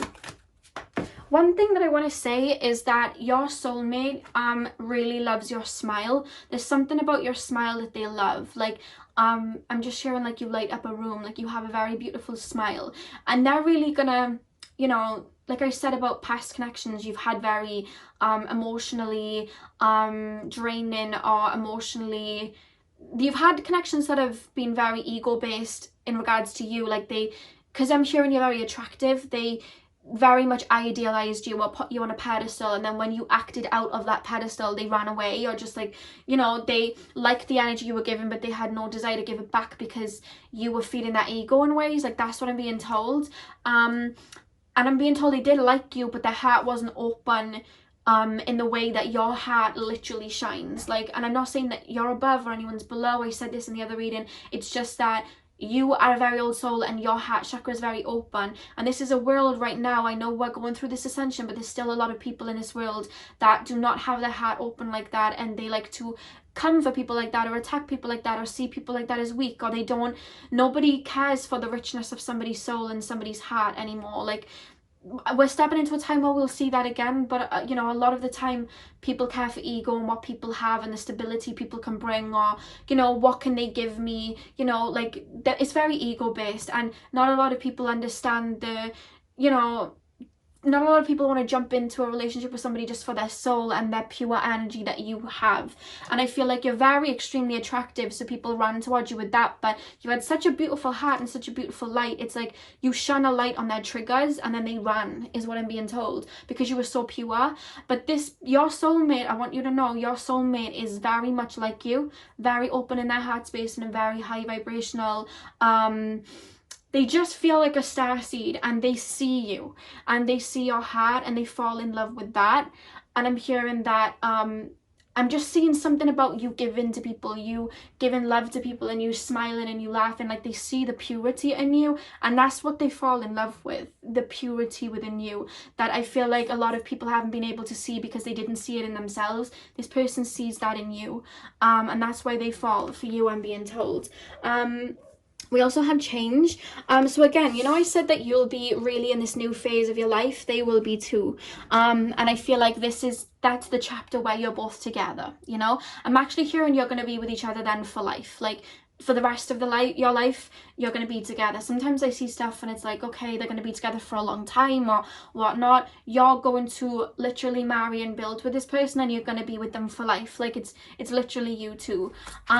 Because you find it hard to like find people like you, I'm being told. You find it hard to find people that share your same mindset and your same heart and your same emotions. Like, you find it hard, and I'm being shown that that's why you two, when you see each other, it's like boom, you know what I mean. I'm literally being shown the scene from the labyrinth.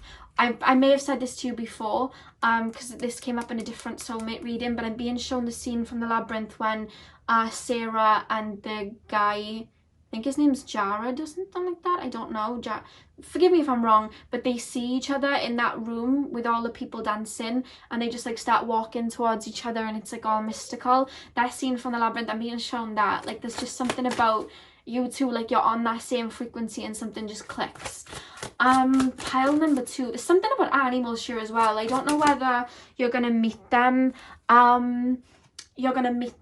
when you're maybe picking out an animal or something like that, or maybe they look after animals, maybe somebody's a vet, or maybe you go to like maybe somebody has, I'm being shown somebody with loads of dogs. Like, just let me know if that resonates for someone. It won't for everyone, but there's just something about animals. I'm being shown little birds as well, or somebody lives by a forest and there's lots of birds tweeting. I don't know why, there's something about animals I'm being shown.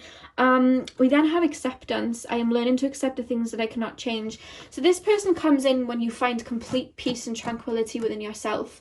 You're very much in that energy of, I'm literally being shown like a Buddhist monk. There's this energy of whatever is next, I'm open to it and I'm ready for it, and you know, wherever life takes me, I'm okay with it. Like, I've been through the worst and I came out of it with my heart. I believe in myself, and I'm here, and this is where I'm at. And finding that acceptance in yourself is what brings them in, I'm being told, because they would have done the same. And the back of the deck we have imagination. So I'm being told that sometimes you guys have a fantasy or a dream interpretation of who your soulmate may be, and I feel like that's very much them. Like, I'm being told that, obviously in a more concrete way, like, you know, if you're having a dream of, like, I don't know, maybe Harry Styles being, you know, your soulmate, maybe it won't be Harry Styles, I'm sorry to say, but like there's just this energy of, there's something that you have in your mind of how something might pan out, or who your soulmate might be, or like just their way of being or something like that, and I'm being told like you're kind of on point there. It's kind of like your intuition and your imagination blending, you know what I mean? Obviously it would be more concrete, but that's just something that came up, if that made sense for anyone. So pile number 2, something about coffee. I don't know whether you're going to meet in a coffee shop, someone's going to bring someone coffee. I'm smelling coffee. It could literally be that some of you guys have literally just brewed a coffee, because this happens sometimes when I do readings. I'll just randomly smell something or taste something, and I just smelt warm coffee, like a whiff of it really quickly. And I get that sometimes when I do readings. It's actually a gift I didn't know I had, but and I'm getting that strongly. So either somebody's made one or someone's gonna bring you coffee. There's something about coffee here. It could literally be that you're just sitting down to have a latte, guys. So just let me know if that resonated in any way for anyone. So pile 2 and their soulmates love story. They're keeping quite like hush hush, in the sense of like, okay, this is gonna unfold. All they're saying is like, they're telling me your story, and then boom, they're there. You know what I mean? It's like the minute you accept all of this, it's like boom, they're there. And it's like, I don't know why I just got shown a horse and carriage. Maybe because you'll get married. That's probably what it's about. But I'm being shown the minute that you came into this lifetime, you were already learning and preparing for this particular connection. That's what I'm being told. That's why they emphasize a lot of your life. Like, you'll understand when you get with this person why everything went the way that it did. They really want to emphasize that. We have Aries here as well. Really quickly, they're showing me 2 people that were always living by each other or around each other, but they kept missing each other until it was the right time. So you could have like been in school with them, and they could have been like 3 years above, and you just never knew, you know what I mean? Or you could have heard about them through the grapevine but never homed in on them. Or like, you know, you could have been like going to the same gym all that time and never knew. Like, there's something like that about this connection, which is, they're making me feel like you'll laugh about it, like it's quite funny, it's like serendipitous.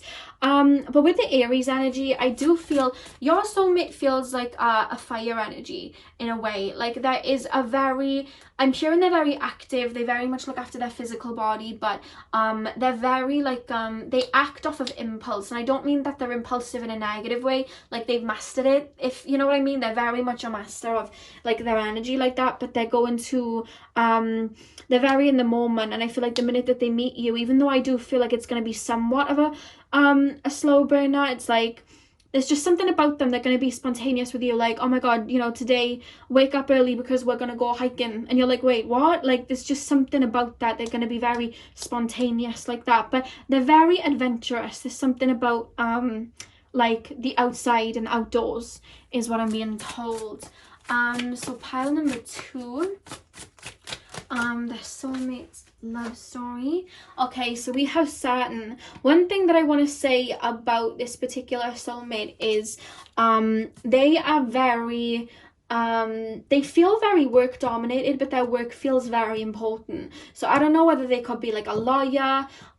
There's something where like a lot of people depend on them. That's what's coming up with the Saturn card more than anything. Like, people depend on them, and they're very like I'm hearing that they may have had quite a bad childhood or something like that, and they've had to give tough love to people in their family. Or there's an energy where that like they'll put their foot down if they need to, but there's just something very a lot of people depend on them. Like, they've had to step into a very divine masculine role. Even if you're asking about a female or you want your soulmate to be a female, they've had to step into a divine masculine role and really how can I explain this? Like, it's like they give to people, they help people. There's a lot of, I'm being told, like social worker or counselor or therapist, again, you know, spiritual side of it, like Reiki, or like, I feel like they do a lot of work like that. Like, they help in like orphanages. There's something about that. They're very like father figure-y to a lot of people, is what I'm being told. So that's come through. So let's pull some more cards. So pile number 2, who is their soulmate? What is their soulmate's love story? Pile number 2. What is them and their soulmate's love story? I'm actually being told a lot of you guys may have had like short-lived connections, short-lived romances. That's what I'm being told, and I'm being told that this may be your first relationship or something like that. That's kind of like what I'm being told.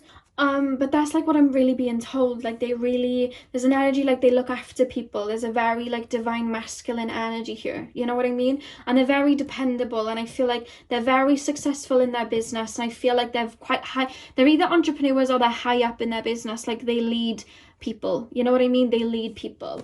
So the next card we have is let go of control issues, allow the situation to unfold naturally. So like I said, there's control here, and then we have let go of control issues here. So there's this energy to, I know you guys are releasing right now, but there's an energy when, you know, you start to feel like yourself again, allowing and surrendering and being open to how something comes in, because maybe you guys at the moment are quite structured as to how you want something to come in. Like they have to come in this way, and I want them to have this color hair, and you're kind of closing in on something, and they're telling you to be quite open with how it happens, because there's something very serendipitous about how they come in, but they're keeping the actual first meeting a secret, because it's going to happen in a way that you wouldn't even think that it would happen, or it's going to be, you know, someone that you wouldn't even think it would be, and they're telling you to really just stay open and trust spirit with it, because the right person is going to come in, but they're telling you to let go of control issues with it. Like don't try and, you know, I only want them to come in if they do this, or if they wear,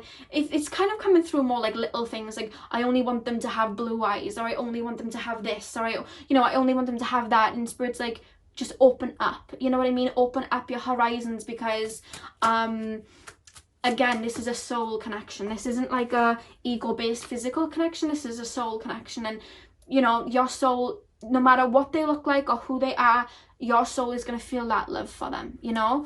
So don't worry about, you know, anything like that, is what I'm actually being told. Look at that, soulmate. So this is a clarification. This is definitely your soulmate. Yes, this is your soulmate. You're going to know it though. I just feel like it's something about the eyes and the energy for you, because you do, I'm actually being shown somebody having a lavender aura. I don't know whether you guys can see auras, but I'm being shown two people having like the same color aura, and it looks lilac-y lavender to me. That's what I'm kind of being shown. So we'll do one more card, and then we'll use these cards and have a look at, you know, colored hairs and things like that. Let me just pull one more romance card for you guys. Yeah, okay, we have passion.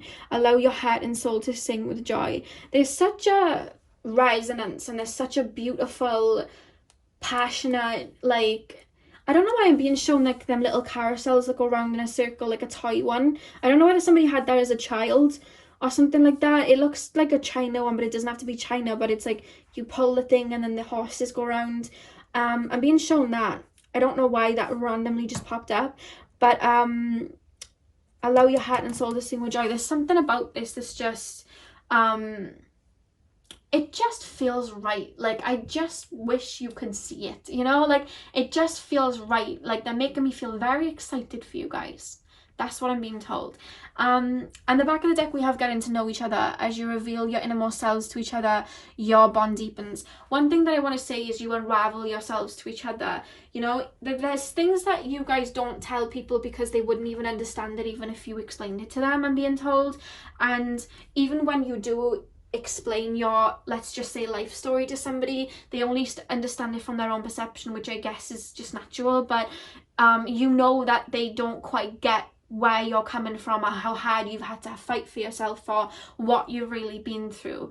And there's something about the two of you, there's such a mirror in your lives that when you unravel to them and they unravel to you, your souls understand. It's like, and I'm being shown that your higher selves help each other out. So it's like, you know that their soul understands what you've been through, and you know what I mean? It's like vice versa, like that. There's something about emerging and unraveling together, and you both understanding. Like you feel very understood by this person. And vice versa. This literally feels like another version of you, is what this person feels like. Oh goodness. But I do feel like this person is the divine masculine. So whether you're a male or female watching this, we can be a male and be a divine feminine, or we can be a female and have a divine masculine. But I feel like you're the divine feminine and they're the divine masculine in this situation. So pile number 2, remember with these guys to take them as they come, because they have like very specific traits.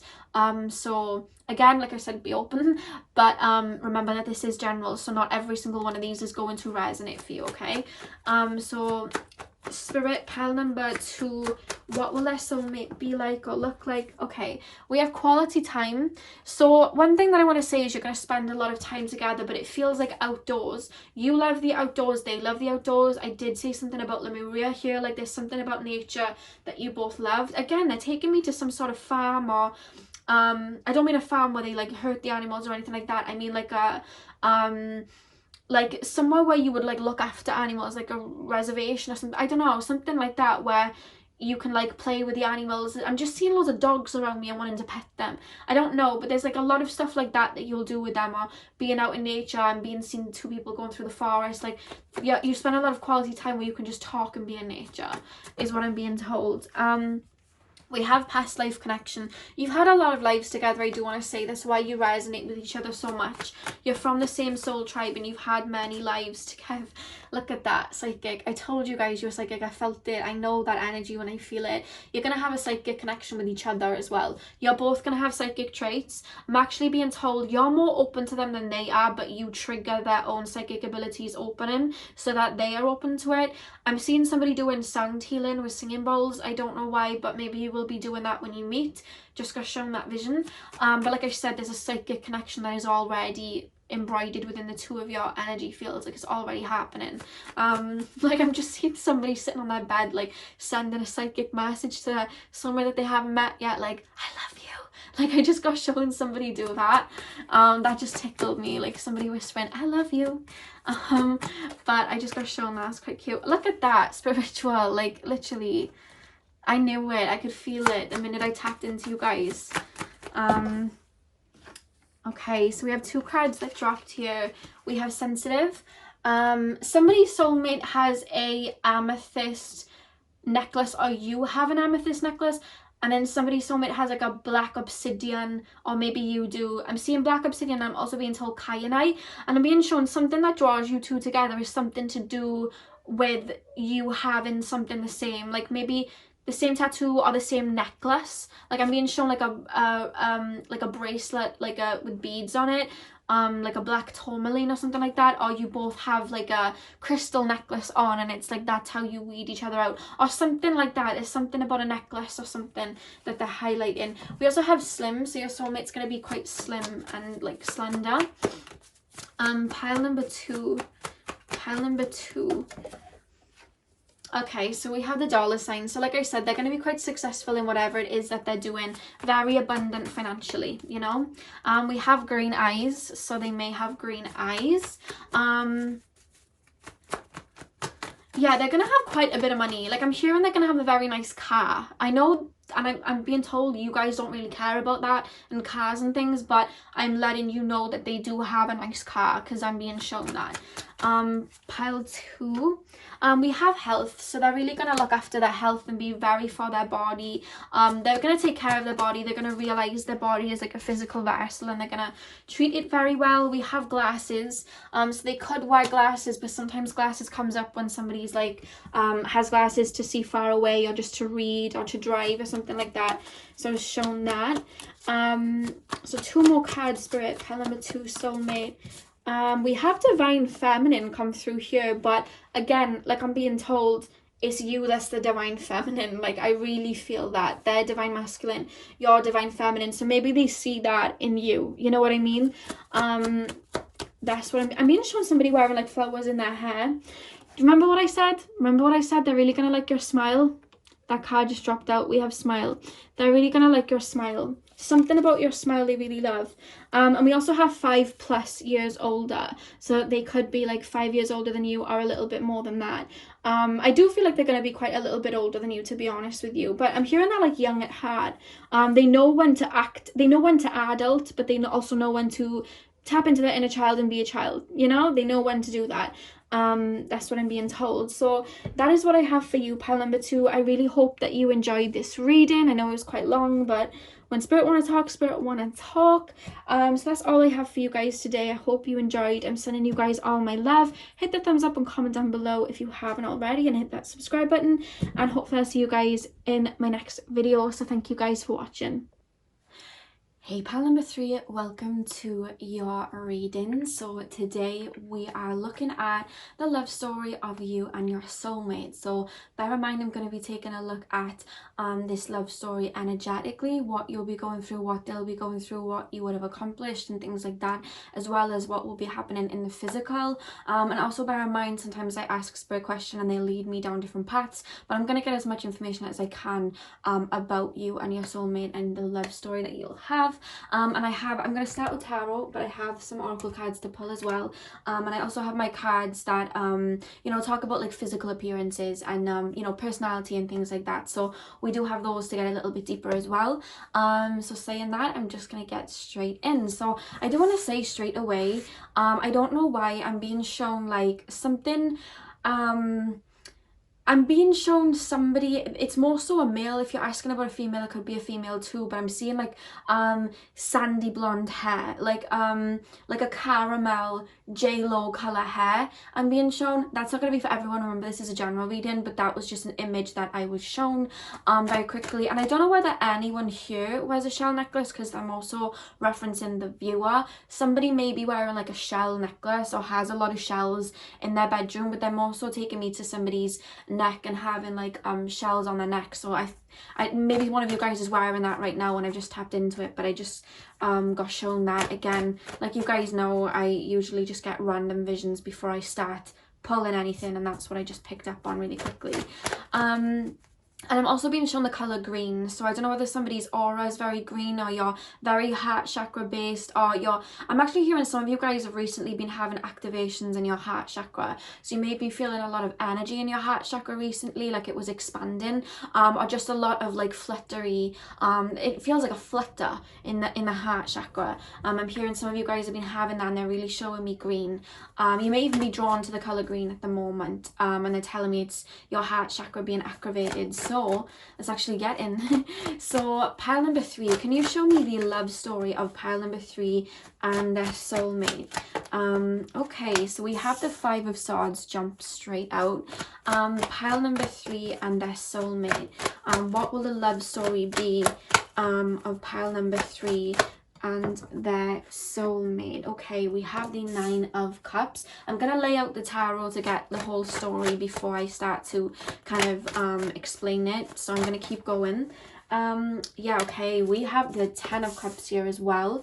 Pile 3 and their soulmate's love story. Can you show me pile 3 and their soulmate's love story? So we have the Knight of Wands. I feel like you and your person are currently like already manifesting this. Like I'm seeing somebody literally sitting down at their altar or just, you know, at a table and like really scripting and manifesting. And I feel like there's something about manifestation having coming into play in this situation. It's like you've brought each other into each other's frequencies by manifesting that. I'll explain in a minute, but that's what I'm being told very quickly.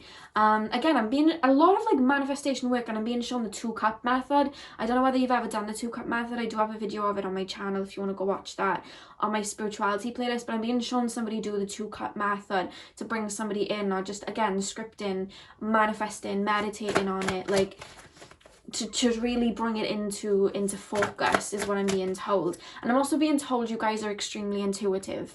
You can read people very emotionally. I'm also being told some of you guys I'm either being told you have a water moon, or you have a water rising, or you have a stellium in a water sign somewhere. That's what I'm being told. There's like a lot of water in your chart, or either in the moon, Mercury, or rising. They're really highlighting those 3 to me.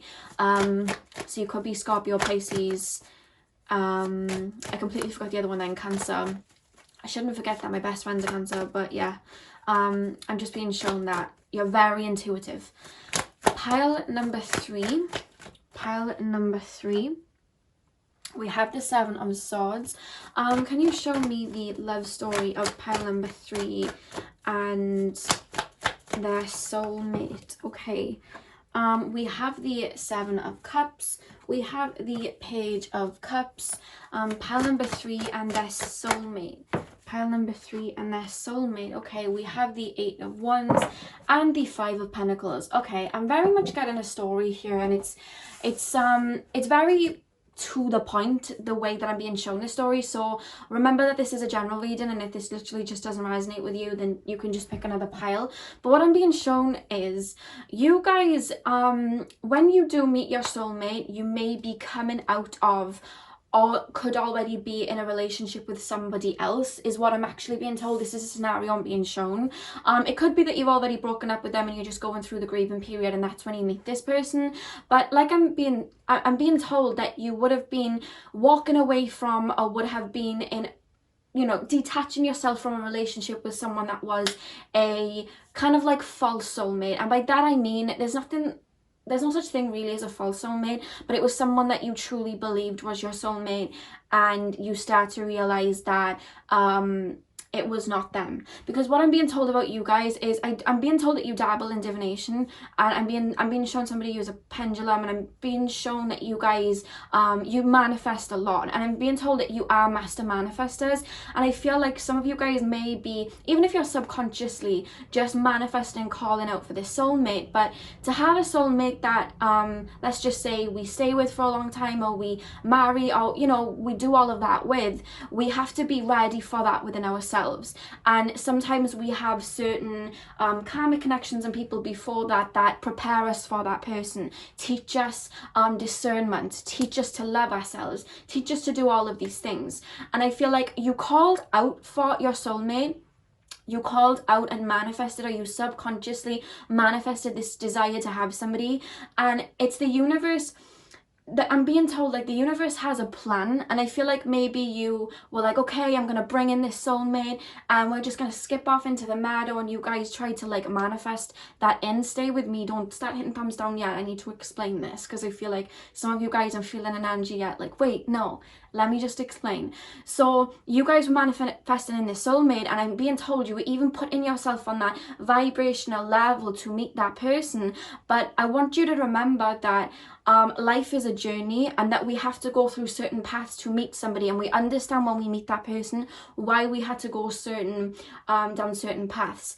And I feel like there was somebody that you either met before, because some of you guys, this person's in the past, or you're just coming out of it, or this is somebody that you'll meet before them. A lot of you guys, I do feel, is someone you're just coming out of a situation with, but you thought that they were your soulmate, you thought that they were everything because you called out for a soulmate, or you manifested a soulmate, or you just kind of dreamed about it.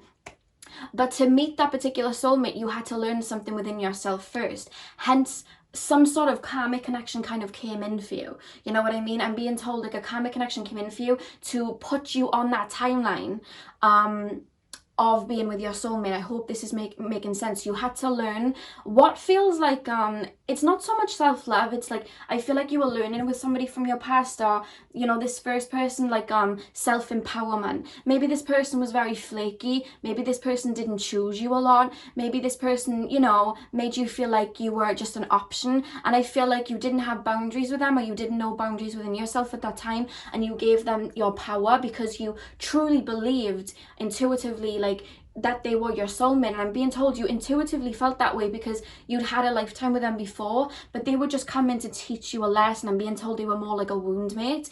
But when you manifested to be in a relationship or to have this soulmate come in, what I'm being shown is this connection had to happen to have you look within and put you on that timeline. It was always going to happen that way for you to understand that and learn that and be self-sufficient within yourself. So your manifestation was coming true. It's not that your manifestation didn't come true, it was just that you had to learn something first, but you learning that was then catapulting you onto that timeline to meet your soulmate.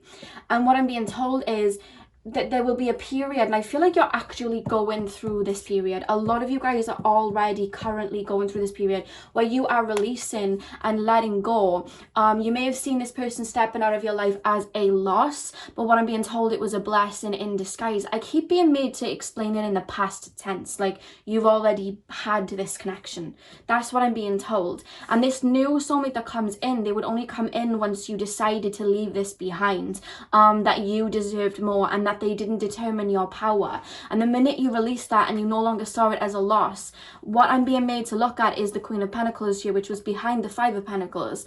You turn it from a loss, you turn inward, you nurture yourself, you focus on yourself, and that is when your soulmate then comes in. And I'm going to get into that. I'm going to get into that. So you walk away instead of fighting, you know, to have that person back in your life, instead of, you know, wondering what they're thinking, where's your apology, what not. There comes a time, and I feel like a lot of you guys are either stepping towards this time or you're already there, where you finally put your sword down. Because I feel like, again, you're intuitive. I'm hearing you use divination, whether it's watching pick a card or using tarot, and there's an energy here, like I'm being made to have this kind of energy where I'm like, what are they thinking? You know, do they miss me? Are they going to come back? Am I going to get an apology? Even like you don't necessarily want them back in your life, but you want to know that they, I feel like some of you guys are already in this energy. You want to know that they're sorry, or you want to know that they actually see your worth. And when your soulmate comes in, that you're destined to be with, they come in after you put that sword down and you understand that you do not need to know all of that. It doesn't matter anymore. You're done with it. You want to move on and you accept this new phase. And that's when this soulmate comes in. And I'm being told that this soulmate that comes in, they would have had their eye on you. And I'm being told they would have had their eye on you for some time, but just energetically, they didn't step towards you because they're very intuitive as well. And you were still going through this. And even though they didn't know that physically, there was just an energetic energy where they were just like, not yet, not yet, not yet. Like there was just a thing in their mind, like, I'm not going to step forward yet. And I feel like the minute that you put down this sword and you're like, you know what, I'm moving on, I deserve better, that's when this person comes in. Because we have the Page of Cups. When we see the Page of Cups in a reading, this talks about like a surprise, something out of the blue, like a random fish in a cup, right? And I feel like you will get to a point where you're just so focused on your own contentment with your Nine of Cups. You're so happy, you're so focused on yourself, and you realize that your power does not come from other people. And you start, you know, really accumulating that and feeling very abundant within yourself. And all of a sudden this person is going to step into your life, and what I'm being told is it's going to be very abrupt. They're literally just going to be there. And I'm being told that I'm actually being shown somebody sending a message. So I don't know whether some of you guys may be on Tinder, or like there's I'm not really seeing anything like that. Like I do see Tinder coming up, so that maybe for a small few of you, is a very small few of you, but more so I'm being taken to Instagram. Like they're really showing me Instagram, somebody sending a DM or somebody stepping towards somebody. Like I feel like your soulmate will contact you online, or they'll see something that you're doing online. Maybe you have a project, maybe you have something like that, and they'll contact you online. But I feel like it will come after a time where you've really when I say isolate, I don't mean in a negative way. Some people take isolated in a negative way. I don't mean it like that. But you would have really, I'm going to put this on the top, you really would have been working on your own pinnacle, and it's something that you would have been perfecting. Because I'm hearing like you have love for yourself, but it was more like self-worth. It was more like you allowed people to determine your mood or how you viewed yourself. You know what I mean? You allowed people to do that. And when you take that off whoever it is that hurt you, and you put that into yourself and you accumulate it, that is when you start really living in abundance. And remember I told you you have extremely good manifestation skills. When you start to do that and you believe that you're worthy and you start to perfect that within yourself, I see a lot of manifestations coming in. It's almost like the universe, I'm not saying the universe had them on hold, but the universe was holding them and wanting to give them to you, but you weren't in the energy of receiving. You were in the energy of kind of like chasing and giving. But when you put that into yourself and you start putting your hands out to the universe, like, I'm actually deserving, and I deserve more, and I don't deserve to be treated like this, and I'm worthy, and I determine my own worth, and you know, I deserve this and I deserve that, and you put your hands up to it, that's when the universe is like, okay, you know, they've got their hands open, let's put this pinnacle in their hands. And I see a lot of abundance coming in, and your soulmate is one of them, and everything changes very quickly. I'm literally seeing somebody just deciding that they're worthy, deciding they're going to put the sword down, deciding to make room. I'm seeing you guys really cutting the crap out of your life. Like, that's how they're making me feel. Like you're maybe changing up your diet, or maybe you're you know that saying, I've said it a lot of times on my channel, more so in the earlier days, but I haven't said it in a while, and I've had a lot of new viewers since then. But when spirits show me somebody moving into a new karmic phase, they show me a house, and you know, when you have your old furniture in a house but you buy new furniture, you can't put the new furniture in until you've got rid of the old furniture. You know what I mean? Otherwise it would just be too much. You wouldn't have room for it. So I feel like you go into like what feels like a spring clean phase of your life, where you let go of people that, you know, were holding you back, or you let go of people that aren't giving you as much as you give out, because I'm hearing you're such a giver, and you shift all of that and you change all of that. And I'm even being told, like, you either switch up your luck or you just switch up your entire mindset, and you start doing what's right for you and not. I'm really feeling you step into a time where you no longer give a F, and you're just like, I do me because I deserve to live my life abundantly, and I'm not gonna settle for less and whatnot. And that's when you're on that frequency. And it happened because you had to have that connection first off before you met this person, so that you could be completely self-sufficient within yourself, so that you could vibrate at the same level. Because with soulmates, we have to vibrate at that same level, and that's what you do. You turn everything around, you shift everything, and that's when this person comes in. And I don't know why, but I'm being taken to social media. You know what I mean? Like, this person's gonna pop up randomly on social media, is what I'm being told, and express interest in you, and that's what I'm being shown. So I want to get deeper, so I'm going to get the oracle cards and basically ask the same question to see kind of like how your love story kind of goes. So let's get the oracle cards. Pile number 3, can you show me pile number 3 and their soulmate's love story? Because I want to look more at like how you meet and what is going to happen there, because they've just shown me the backstory of how you end up meeting them. But I want you to know you're really good at manifesting. Like, they keep mentioning that. They keep showing me like a genie lamp, like an Aladdin lamp, and somebody rubbing like a genie lamp and asking for like wishes. It's like, I don't know why they keep showing me that. I don't know whether you guys just like Aladdin, but that's what they're showing me. Like, you're very magical. I don't know why. There's something about your hands. I don't know whether you move your hands about when you manifest, or you may be like a Reiki healer or palm reader or something like that, but I'm being shown somebody moving their hands, like having magic in their hands. You know what I mean? Which could just be that you have healing hands. Like, I'm also being told you guys may go into spells, or you already do spells. I keep being shown Wicca. That just got highlighted, but either I'm being told hoodoo as well, but there's something about like magic and things like that you know, I feel like you have a natural talent for, if you haven't tapped into it yet. Pile number 3, can you show me the love story of pile number 3 and their soulmate? Pile number 3 and their soulmate. They're telling me it's going to be like a very electric, you know, the situation between you and your soulmate. There's an electric bond here, and when I asked what that meant, it's literally like you just kind of zap together. Like, you have the same thoughts, the same humor, the same it's like you're two peas in a pod. There's a lot of like funniness here. I don't know why I'm being shown somebody playing like video games. I'm literally being shown somebody play Mario Kart. I don't know why, but I'm being shown two people like love doing that and doing that together. There's a lot of like, you like a lot of the same foods. Like, it's kind of like a match made in heaven. I literally just shared that. So we have strengthening bonds by here. Again, I'm gonna lay these cards out. I do feel like you guys are very much going to step towards each other romantically. I don't mean like you're going to step towards each other and it's going to be a slow burner. Like, it's not going to be friends first. You're going to step towards each other knowing that, you know, each person likes each other, but it's like you're going to spend a lot of quality time together and talking and doing things together. You're really going to bond and do things that kind of bring you both out of your shells, is what I'm being told. Pile number 3, I'm also being told that your person is very protective over you. I do feel like you have, like I said, you've been hurt by people, or people have, you know, taken away your light or made you feel less than, and I feel like they're gonna see that and they're gonna want to protect you. Like, that's what I'm being shown.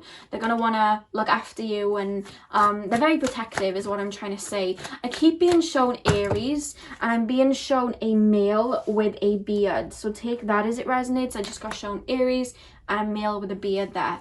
I'm also being shown like either like a tongue piercing, or like a scaffold piercing, or even an eyebrow piercing. I'm being shown like they may have a lot of piercings or something like that, or just one prominent piercing that like stands out to you, is what I'm being shown. Okay, I just got like 5 cards that literally decided to run to the other side of my room, so 2 seconds, guys. Okay, so we had Blossom just literally ran to the other side of my room. We have Teach, and we also have Nurture. So again, with the Blossom card, I just feel like I just see it being very prosperous. Like, I can't even, they're just showing me it's going to be very harmonious. They're not giving too much of like how you'll meet, what your first date will be like, anything like that. That's being kind of blurred to me. But they are showing that there's something over social media. They either spot you over social media or DM you on social media. There's something like that. And I'm seeing a lot of text and calls back and forth between you and your person, like a lot of text and calls. And there's just, I keep being shown somebody laughing, like they make you laugh and you make them laugh. You have a very goofy side to you, I'm being told. They do as well. And there's just like a lot of laughter here. Again, I'm being shown like tattoos, what looks like a tribal tattoo or something like that. I'm being shown that. And I'm also hearing some of you guys, I don't know whether, I'm being shown Taurus, but then I'm being taken to the sensual side. And I'm being told that someone here really likes food, like you just love to eat out, you love to, you know, you love food, you're like a foodie. And I'm being told that they are as well. Like, I just see you guys going out for food a lot or making food. I keep being shown cookies, like I'm like, you're gonna be baking a lot and cooking together. There's a lot of that. I don't know why, but I'm being shown more, I'm being taken to before the relationship and then as the relationship commences. The bit in between is very blurry to me. They're not showing me how it happens, so I guess that's showing me like curtains being shut. Like, that's not, you know, that's need to know. They're saying like, let that happen in its own time. So I'm going to respect spirit there, but I want you to know that this is a very prosperous relationship, and I see you both have a very adventurous side as well.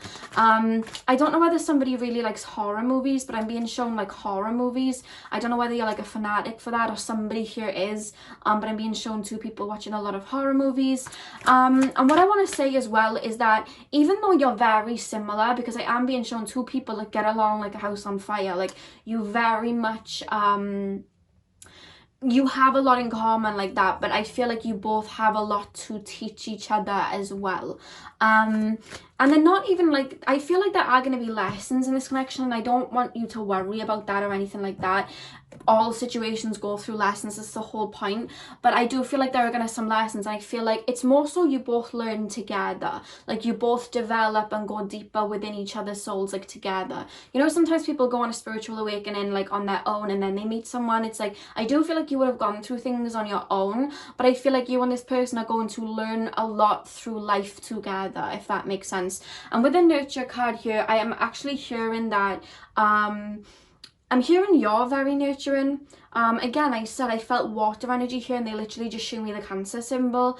I do feel, because they're showing me the number 3, so this doesn't have to be for everyone, remember this is a general reading, but I'm being shown that either there'll be a very early pregnancy with this connection, or within the first 3 years of you knowing them, because they're showing me within the first 3 years there may be a pregnancy. So if that's not something that you want straight up, you know, remember to you know, take care of that situation, make sure that you're looking after, you know, yourself and you're protecting yourself so that doesn't happen. But if you are open to that, then that is what I'm being shown. Remember, this is general, so that's not going to be for everyone. So if this doesn't feel like you can disregard that. But that's what I saw with a nurture card. And I do want to say, I don't know whether you are the divine feminine, the connection watching this. Remember, you can be a male and still be the divine feminine, but they're going to see you as somebody that they're going to want to have children with, because you have a very nurturing side, a very, very sweet nurturing side. And there's something about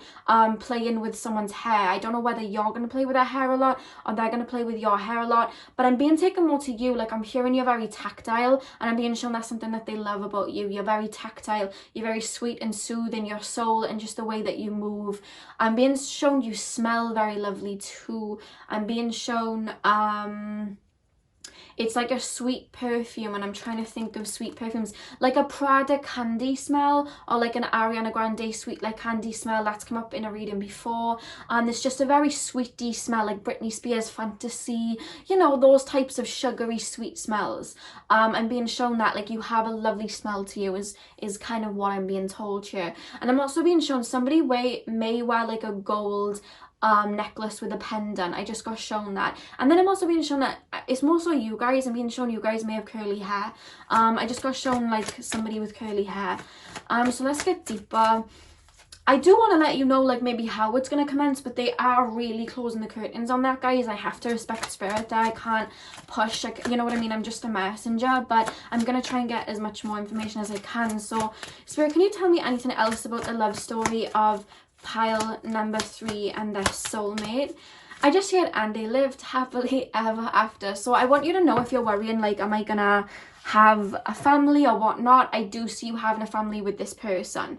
I do see that, and it's calling you to just live in that gratitude and live in that abundance that what you want is already out there for you. Because remember, you are really good at manifesting, but there's something very homey about you, and I'm hearing your soulmate sees that, and I'm hearing like they very much see you and you're somebody that they want to settle down with. Like I said, they see you as like parent material, and I keep being shown a dog. So I don't know whether you already have a dog or they have a dog and you take this dog for walks, or whether very early on in this connection you decide to get a dog.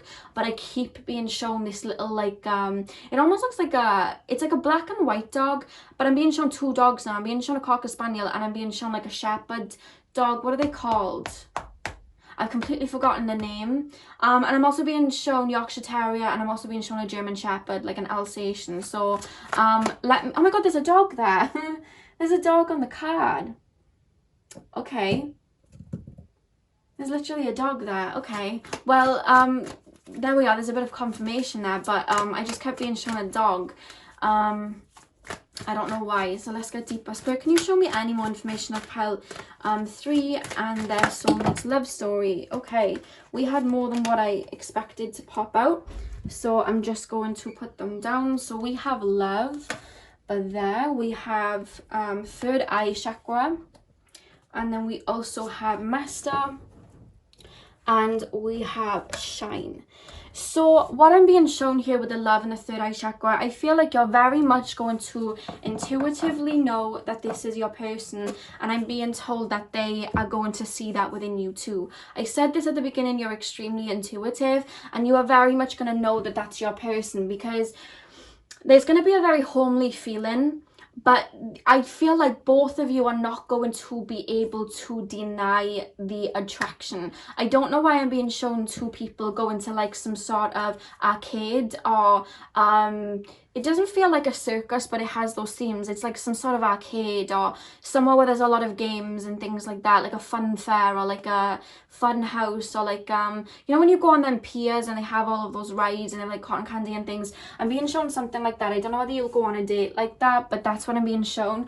But there's something about like when you go, what feels like they are saying this, you're on your first date, I'm being told that you're very much, both of you are gonna kind of like soulfully agree, like, okay, this is the one, like this is, I feel this. I keep being shown Disneyland now. I don't know why. Let me know how that resonates. But there's just an energy here. There's a lot of excitement, and it's fun, and it's free, and it's like no one's having to it's like, I don't know whether you've had to play mind games in the past, or people have played mind games with you when you've had to wonder, you know, what they were thinking or whatnot. But it's like all of that is being thrown out the window, and this is 2 people that are very much showing a lot of interest in each other, and you know, really reciprocating it. This is a very beautiful reciprocated love is what I'm being shown. And I love how there's 2 number 6s here. 6 is ruled by Venus, so that's beautiful. But you very much like know. There's just, I feel like this is something you're going to tell your like children or grandkids, like, you know, I just saw them and I just knew. Or they're going to be like, you know, the minute I laid eyes on them, the minute we did this on our date, or like, I feel like there's going to be like a funny story as to something about a first date. Like someone did something that was a bit like goofy or funny, and it ends up being a story like, oh, you know, I knew that they were my soulmate when they did that, or they ordered that, or they, you know what I mean? There's something about that. Again, they're taking me something towards food. I don't know why they're mentioning food. I keep being shown donuts. I don't know why. Let me know how that resonates, but I keep being shown that. But there's something like that. It's going to be funny, and it's like, that's how I knew, and that's what I'm being shown. And with Master and Shine here, I feel like you stepped out of a time when your heart was very much in this cage, and you were kind of trying to prove to people that you were worthy, but the only person that you needed to prove that you were worthy to was yourself. And the minute you did that and let your heart shine, you see how the heart in the cage here But here, this female, her heart is literally glowing out of her body. The minute that you realized that you determined your own worth, it's like you literally twisted everything. You shone that light out, and that's what drew in this person by doing that. So I feel like some of you guys are in the energy of doing that right now, giving that nurturing to yourself. And you call in this person by looking within, and we have Take the Lead at the back of the deck. I'm being told that one way you're going to know this is your soulmate as well is you're going to feel very confident. There's an energy between you and your soulmate, like you're going to talk a lot. And I don't know whether sometimes you're quite shy around people, or you don't allow yourself to enjoy around people on dates because you're worrying about what they might be thinking or something like that. But the reason that I feel like you know as well that they're your soulmate is you talk so much and you come out of your shell. Like, they literally bring out the best parts of you. And I'm being told in the past, your connections brought out the worst parts of you, the jealous sides, the codependent sides, the people-pleasing side. But you step into this connection, and the minute you meet them, it's like you literally feel like you're glowing, you feel like you're shining. Like, I feel like you go home from some sort of date and you feel so good, and you're not worrying about this or that because they brought out the best side in you. And I feel like, you know, with the number on top of that being the number 3, there's a lot of communicating here, and I really do feel like you're going to be very confident in front of them, and that's how you know that that they are that person for you, you know. So let's pull some more oracle cards. Pile, oh my god, every card just fell out my hand. Pile number 3. So how is pile number 3 soulmate gonna feel about them then? I want to know from their side a minute. Pile number 3. How is pile number 3 soulmate going to, again, there's something about you just making each other laugh. Like, there's this energy from them, like, why have you been all my life? Like, you just get on so well. You know, sometimes you hear people and talk, and they all, like, people always have that person, you know what I mean? Like, they have that person that they always think about, or they have that person that they were just like dumbstruck for the minute that they saw them. And I feel like you're that for them. Like, they see you and they're like, I don't know why I just got shown somebody wearing purple nail varnish. That could be you're just wearing it right now, or it could be something that you wear when you meet them. But I'm being shown somebody wearing lilac or purple nail varnish. You could be just doing it right now because I smelt nail varnish. You could be painting your nails as I talk. But that's what I just got shown really randomly. But like I was saying, they really just, it's very much, what's that old word that people use? Is it smitten? You know when people say that, oh, I was smitten? I just shared that. I don't know what that, I think that means like you know, you kind of fall head over heels. It's very much like that. Like, they're very much like it's you. The minute that they see you, it's you. I'm hearing the Zayn song. I think the song's literally called It's You. And the literal lyrics, if you want to know what they are, he literally just says it's you 100 times in the chorus. I'm not even lying, but that's what I keep hearing in my ear. So pile 3, how is pile number 3 soulmate going to see them? Yeah, look at that. We have growth. I want to expand my consciousness and my awareness. What I want to say about you and this person is you both push each other to be better. Like, if somebody's, you know, I feel like you call each other out when you're acting out of character or whatnot, but it's like not in a way where you put each other down. It's like you both want to see the best in each other.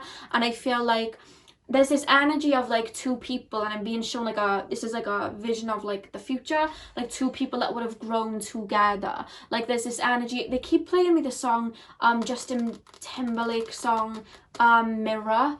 And you know, in the video, it's like an old couple and they're looking back at their life and how they grew old together and all the dates that they went on. I keep being shown that, like, I'm being shown like a future vision of like 2 people being like, we really grew together, like we were babies when we met. Even if you were like 40 when you met, you know, it doesn't matter, but there's this energy like we really grew together, like we did that together and we both pushed each other to be the best that we could be. Like, there's this energy between you two, like you're cheerleaders of each other. You want to see each other grow, you want to see each other, you know, become the best versions of yourselves, I'm being told.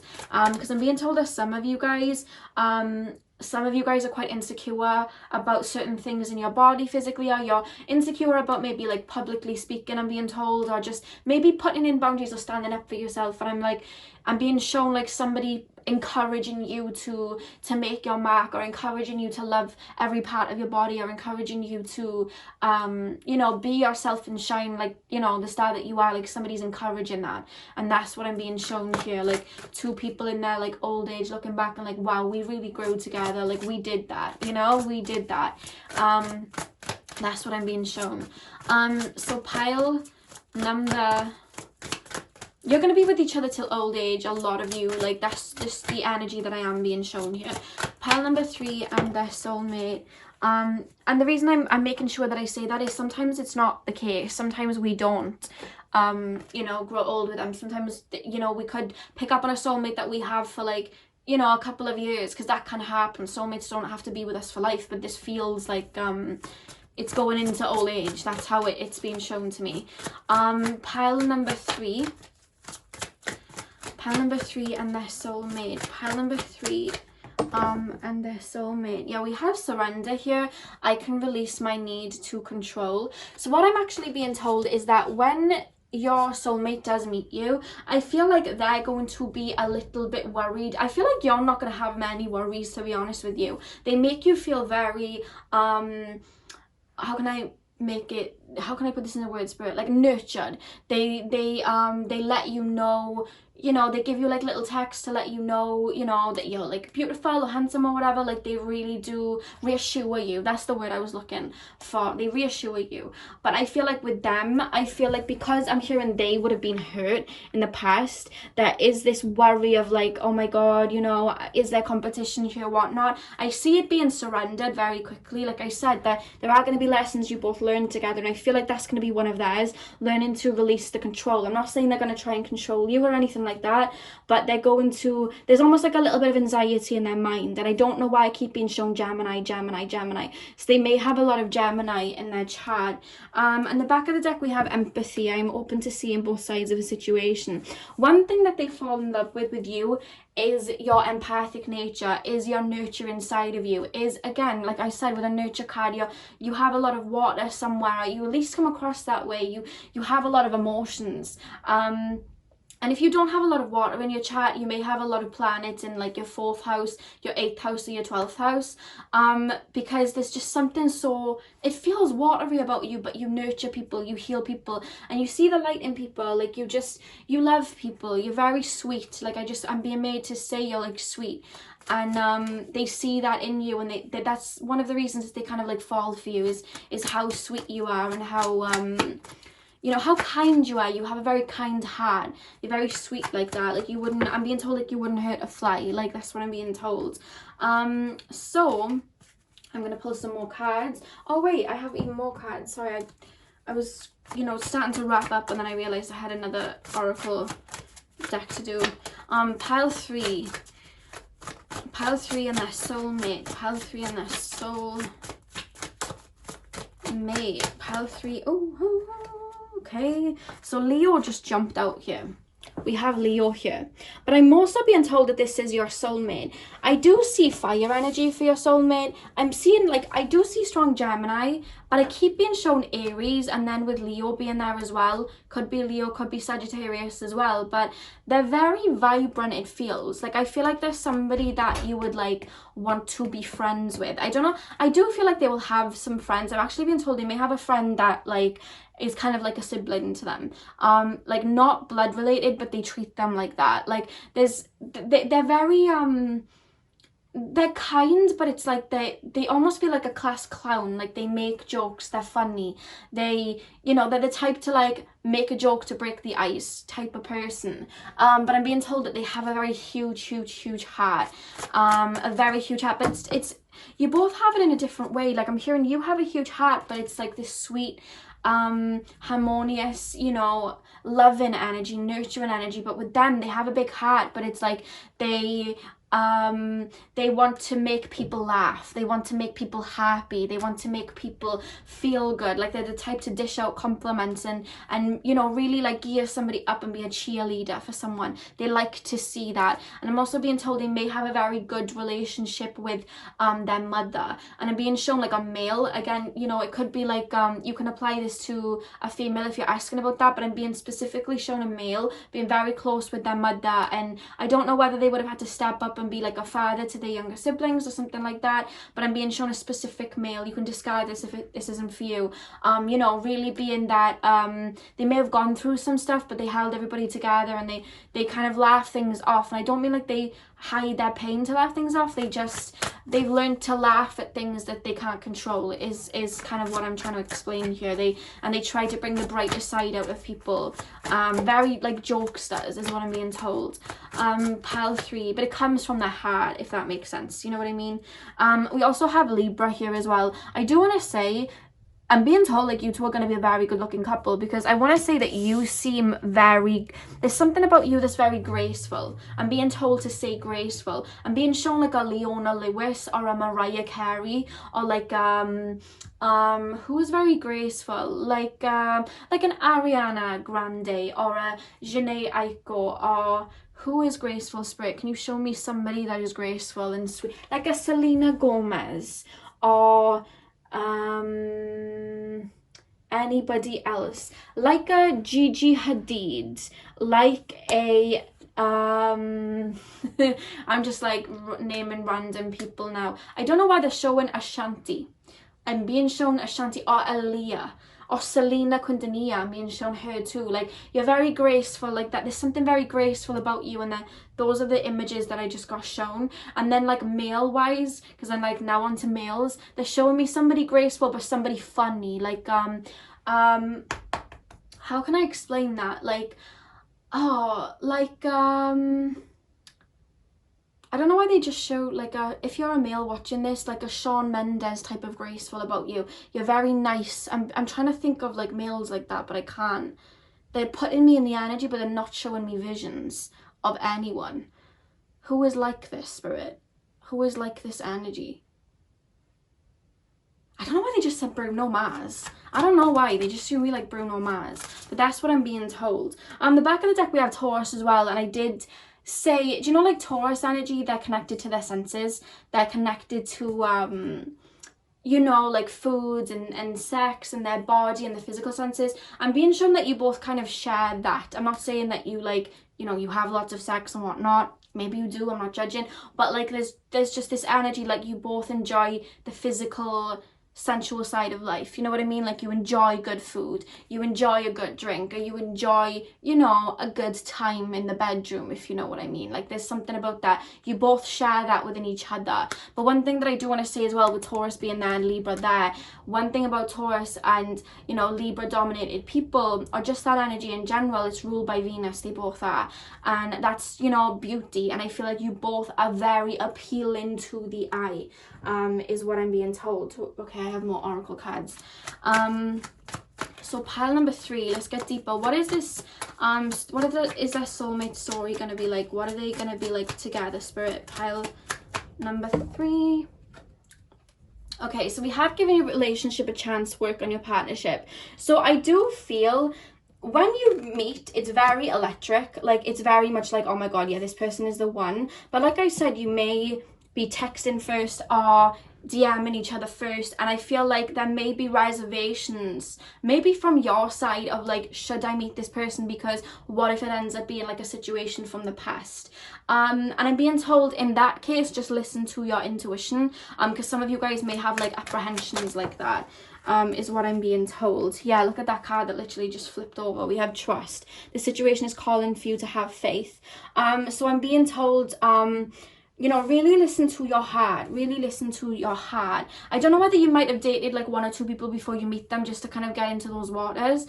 But Spirit's calling you to, you know, open up and you know, trust that the universe has a plan for you. You know what I mean? Trust. That's what I'm being told. Pile number 3. because when you meet, you're going to be like, whoa, I should have done this sooner. There's this energy of like, oh my God, what was I worried about? You know, this is what I was asking for. Like, there's that type of energy coming through. And you're divinely protected as well, I'm being told. Like, everything that happens, happens for you and not to you. So always remember that. Pile number 3.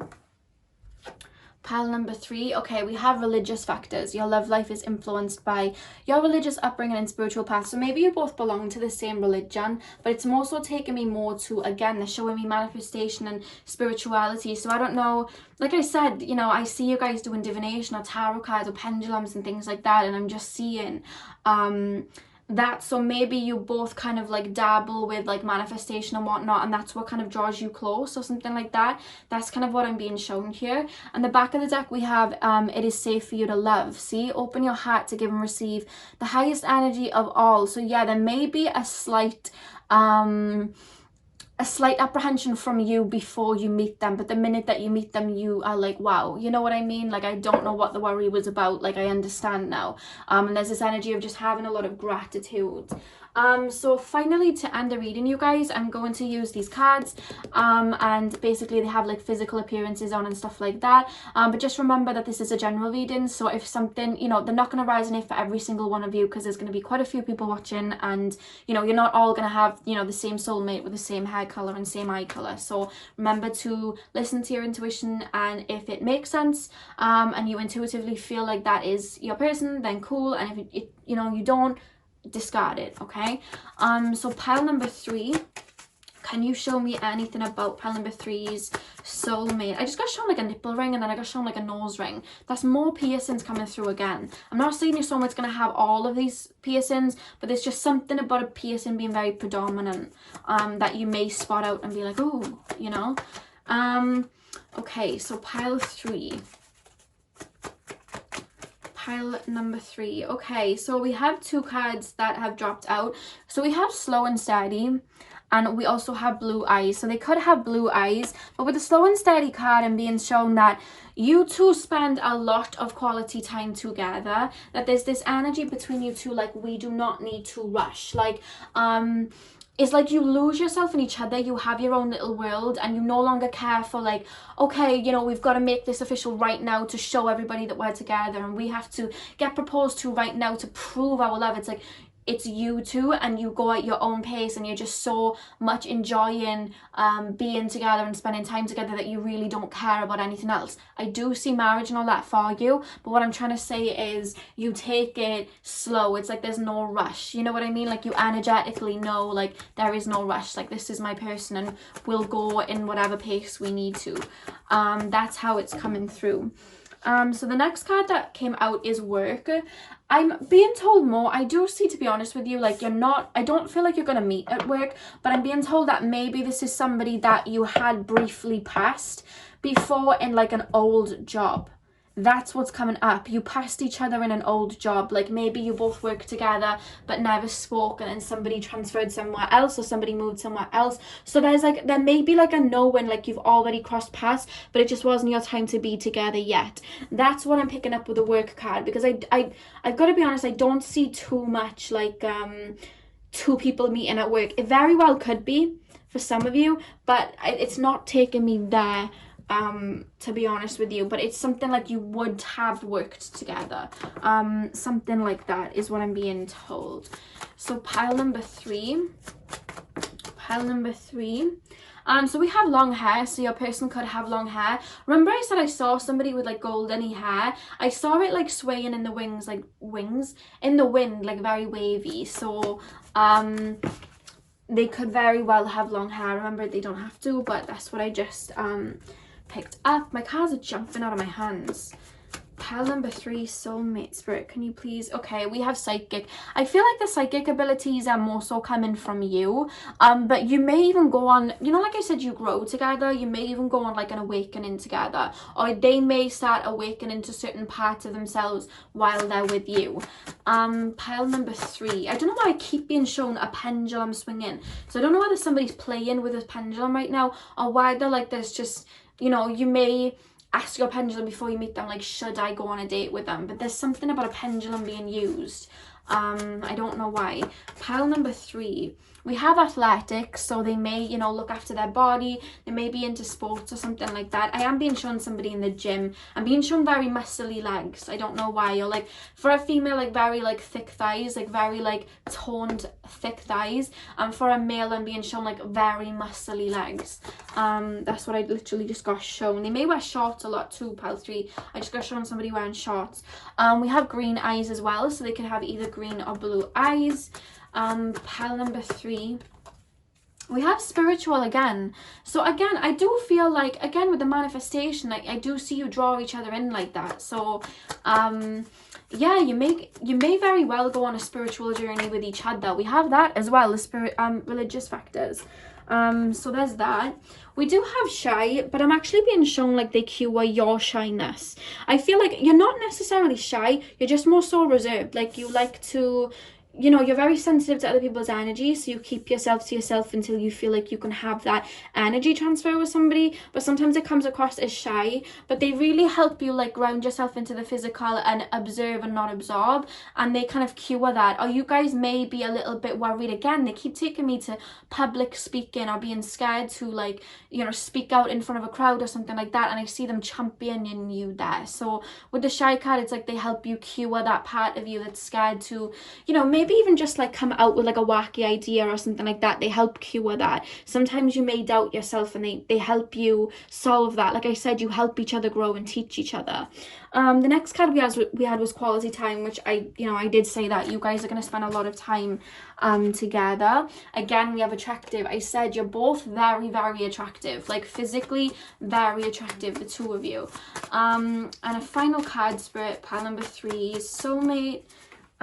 We have family orientated. I said they may have a close relationship with a mother, and like I said, they may have had to look after siblings, so they're very family orientated. I do feel that they may want to go the traditional route of, like, you know, family and, you know, like marriage and things like that. So, you know, that may not be something that you're into, but you know, you can discard that if not. But that's what I'm being shown. Like they are very for I feel like they love children. They love to, you know, talk to children. I'm being shown seeing somebody, you know, seeing that person, their soulmate, with like a child, like a younger brother or a cousin or a nephew or something like that, or a niece, and being like in awe, you know what I mean? And being like, wow, like they're really good with children. And I feel like that might be like a tiebreaker. That's what I'm being shown. And then we also have sensitive at the back of the deck. So that is what I'm being shown. Oh wait, there's a card that didn't come out. Okay, this card was on the floor, so I'm going to take it as a card that was needed for you. We have smile. So I'm actually being told, like, you both make each other smile a lot. Like, you know how to give love and they know how to give love. And you both had to learn how to receive it so that you could receive each other's. Because you're both, like, givers. You know what I mean? And because of that, you reciprocate each other's energy, and there's a beautiful dynamic. So that's all I got for you, pile number 3. I really hope that you enjoyed that. Hit the thumbs up if you enjoyed, and comment down below, and subscribe if you haven't already. I hope you have a beautiful morning, afternoon, evening, whenever you are watching, and hopefully I'll see you guys in my next video. So thank you guys for watching. Hey pile number 4, welcome to your reading. So we are currently taking a look at the journey to your soulmate. So we're going to be looking at that from an energetic lens, and then, you know, what kind of unravels physically as well. And of course, we're going to be, you know, tapping into some information about your soulmate. You know, I usually pick up on, you know, like astrology placements or like their personality, or just little things trickle through. So of course we'll have more than that as well. And I do have my cards to kind of like look at their like physical appearance and things like that too. So it's going to be a long reading, so, you know, keep that in mind. You know, get yourself comfortable. And also I do want to say I have noticed a theme in one or two of the other piles where I'm shown what you kind of go through before you meet them to really get you there, like that kind of story. So I don't know whether that will come up for this one as well, but I am letting you know that before we get into it, okay?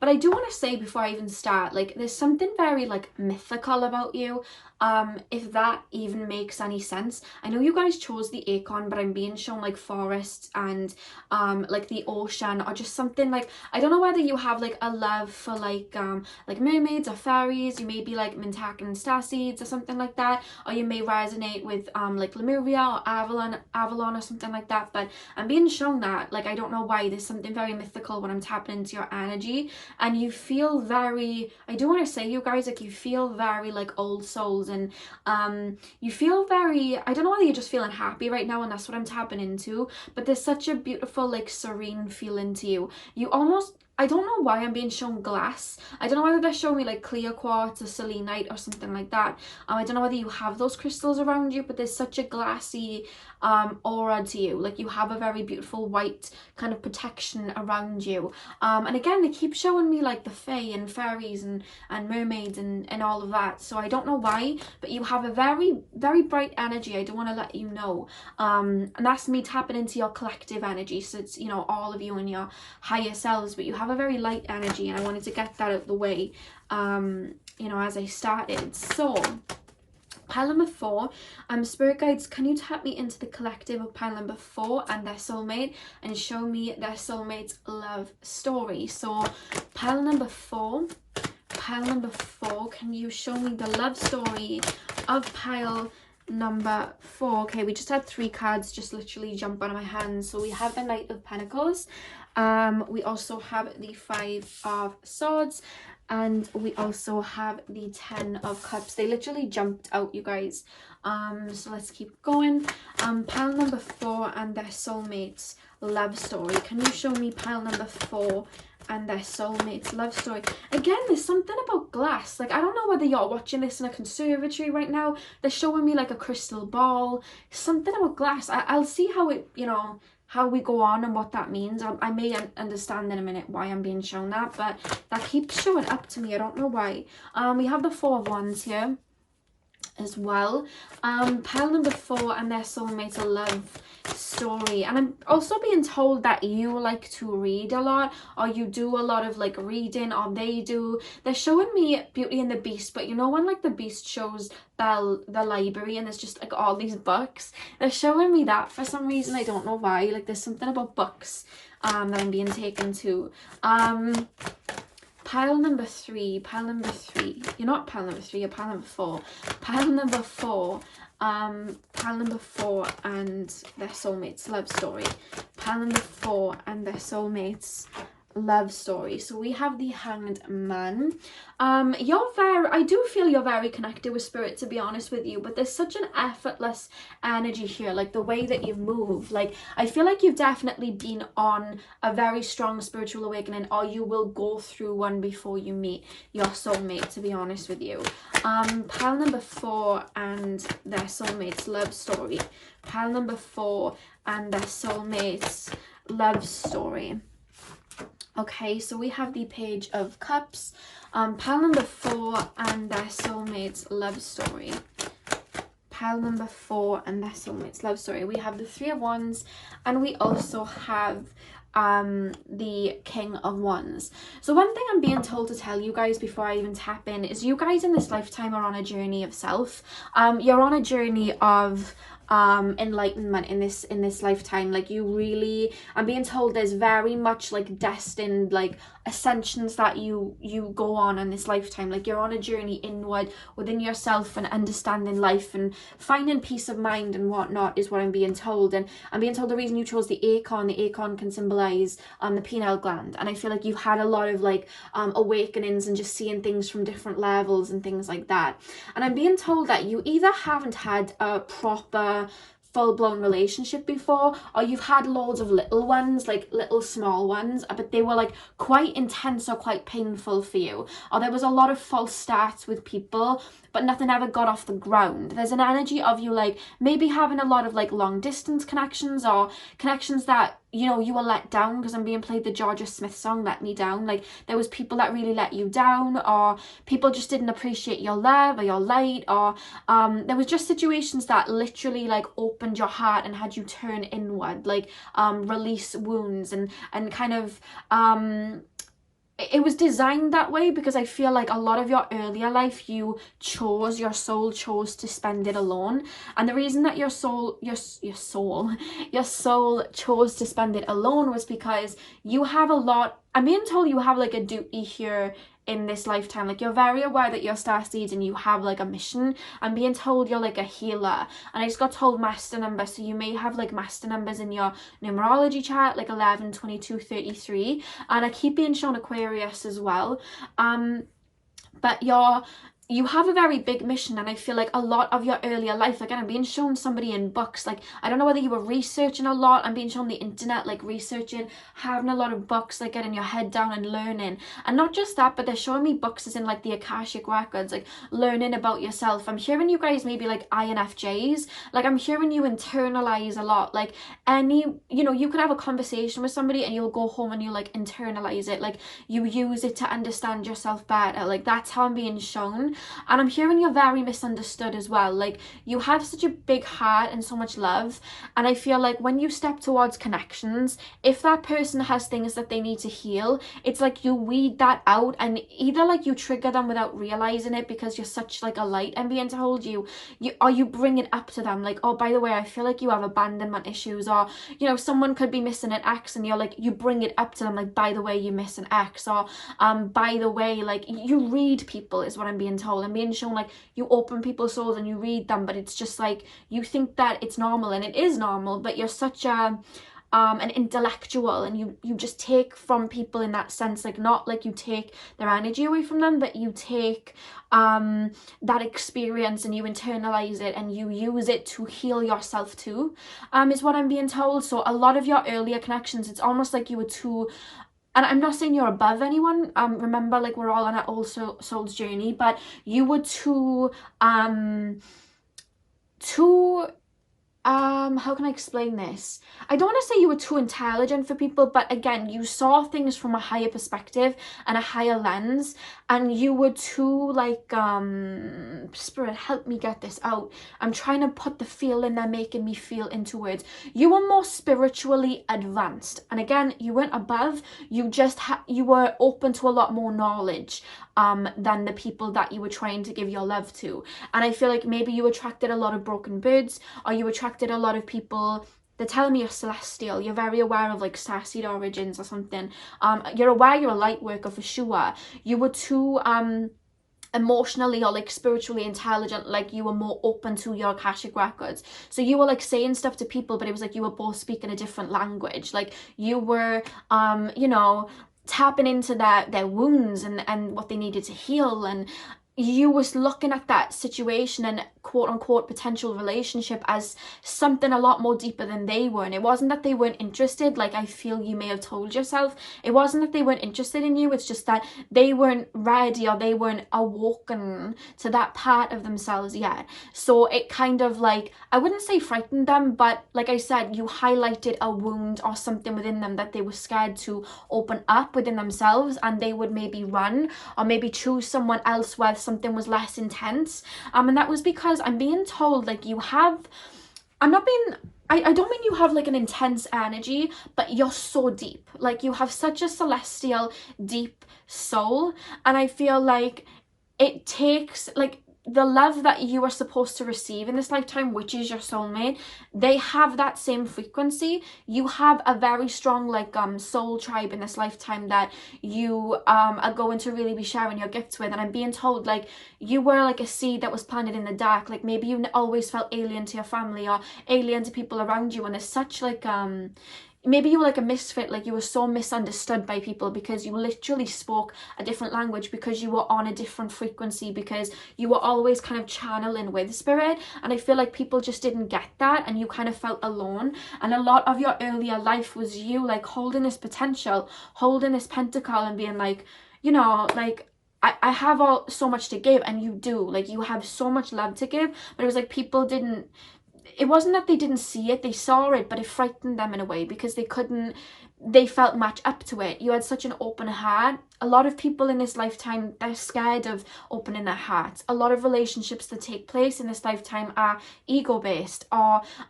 karmic based, or they're running from something, or they're filling a void, or it's, what can you do for me? How will you look, on my arm, or how will you benefit me? And you're not about that, you know what I mean? You have this pure heart and soul, and you're looking for a soul connection. the sad truth is not a lot of people are right now, because they don't even understand their own soul, and they can't help that. That's something that they're learning in their own journey. They're not wrong or right. That's just, if they knew better, they would do better, and at the moment they only know what they you know, are vibrating at. And it doesn't mean that they're beneath, they had their own set of going about something. But you came down to earth very open to your soul and who you were, and you had this pinnacle. And I'm seeing somebody trying to hand this pinnacle to people that it's almost like a fruit that no one's ever seen before. It's like, I wouldn't even know how to eat that. You know what I mean? Like, that's how I'm being shown, because you're so unique and different. You have such a different outlook to even the area that you grew up in, I'm being told. And I feel like a lot of people stepped away, and you saw that as you not being worthy. But that's the journey that you went on, because I'm being told that you love to be on your own. I'm being told that you may be like a life path 1 or 7, and I'm also being shown a life path 8. You're a very determined person, and I'm being told that a lot of your earlier life, at least from like 0 to 20, or some of you 0 to 25, you spent that just going through phoenix moment after phoenix moment. Maybe you had a tumultuous childhood, maybe you went through a lot, maybe you just, you know, this world in itself was quite hard for you to be in the 3D, you know, it was hard for you. But like, I'm being shown that a lot of your connections, even when they were short-lived, or they didn't quite match up to what you wanted, or maybe they did hurt you, it was like you literally took that and you internalized it, and you used it to understand yourself better, to become more enlightened. And I feel like there's a period where you started to, because I feel like earlier in your childhood you wanted people on your path, like you wanted people around you, and I feel like there comes a point, and I feel like you've already reached that point, the energy I'm feeling from you guys, where you were like, you know what, I'm a really cool person, like I'm a really interesting person, and I have so much love to give, and quite frankly, like I deserve someone to match that. And you know, if people don't see that in me, then maybe I should really look at why people aren't seeing that in me, and maybe I should give that to myself. And there would have been a time where you turned your lone wolf kind of energy from calling out to, you know, someone please see my worth, to like, actually I see my worth, and I'm gonna rock on my own, because guess what, I don't even, you know, need anyone anyway. And it's like somebody like looking inward and giving all that love to themselves, and giving all of that, you know, self-care and nurturing and shadow work and healing. Like, you've really worked on yourself, pal 4. Your energy is telling that anyway, I want you to know that. And you find that 10 of Cups and that 4 of Wands in yourself. And I feel like maybe you had abandonment wounds from your childhood, or maybe, you know, you learned to people please in your childhood, or try and heal like a parent, or you know, maybe you saw people with substance abuse issues and you self-sacrificed yourself, and you unlearn all of that and you rewire that and you use it to work on yourself. You may have Saturn in the 7th house, or you may have Neptune in the 7th house, I'm being told. You learn that, you see that, you understand why people are the way they are, because you really intellectualize people like that. Strong INFJ vibes from you guys. And with the 3 of Pentacles reverse, it's like you kind of, you know, take that initiative into yourself. You go inward and you cocoon and you butterfly and you become this golden person all by yourself. You realize who you are and you shine that bright out, and you unapologetically become yourself. You step into your divine masculine, because I feel like you always had your divine feminine. You step into that, you shine it out, and you unravel more parts about yourself. You literally fall in love with yourself, and you reach a point, I'm being told, where you no longer care for a relationship. You no longer care for that. You very much are like, you know what, universe, if you take me down this path or this path or this path, I don't mind, because I know that you're looking after me, and I will go wherever the wind takes me. And you step into that energy, and you are so free spirited, and I feel like a lot of you are there now. Some of you guys are still doing that internalized work. Some of you guys are already there, and you step into this, and I'm seeing somebody literally just like going across the horizon, so optimistic, not having a care in the world, and you attract, and I'm being told you're the divine feminine, you attract your divine masculine. They're telling me you're the divine feminine. You can reverse the roles if you want, but I'm being told you attract your divine masculine. And remember, you can be a feminine and you can be a female and be the divine masculine, and you can be a male and be the divine feminine. You know what I mean? You don't have to referred to a gender, we have both within us, but you're very divine feminine, and you attract your divine masculine by shining out your energy like that, because they would have gone through a lot of the same.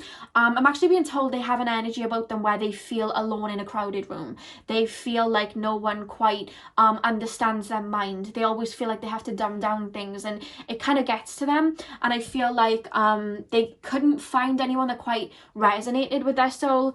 They see you shining that out, because behind that was the high priestess, and they're telling me to do this and then put this here. Look at that. We have the King of Wands sees the high priestess. They see you as the high priestess, someone very mystical. Like I said, you have a very mythical sense to you, like a fairy or a mermaid or something like that. Like, you definitely resonate with starseeds.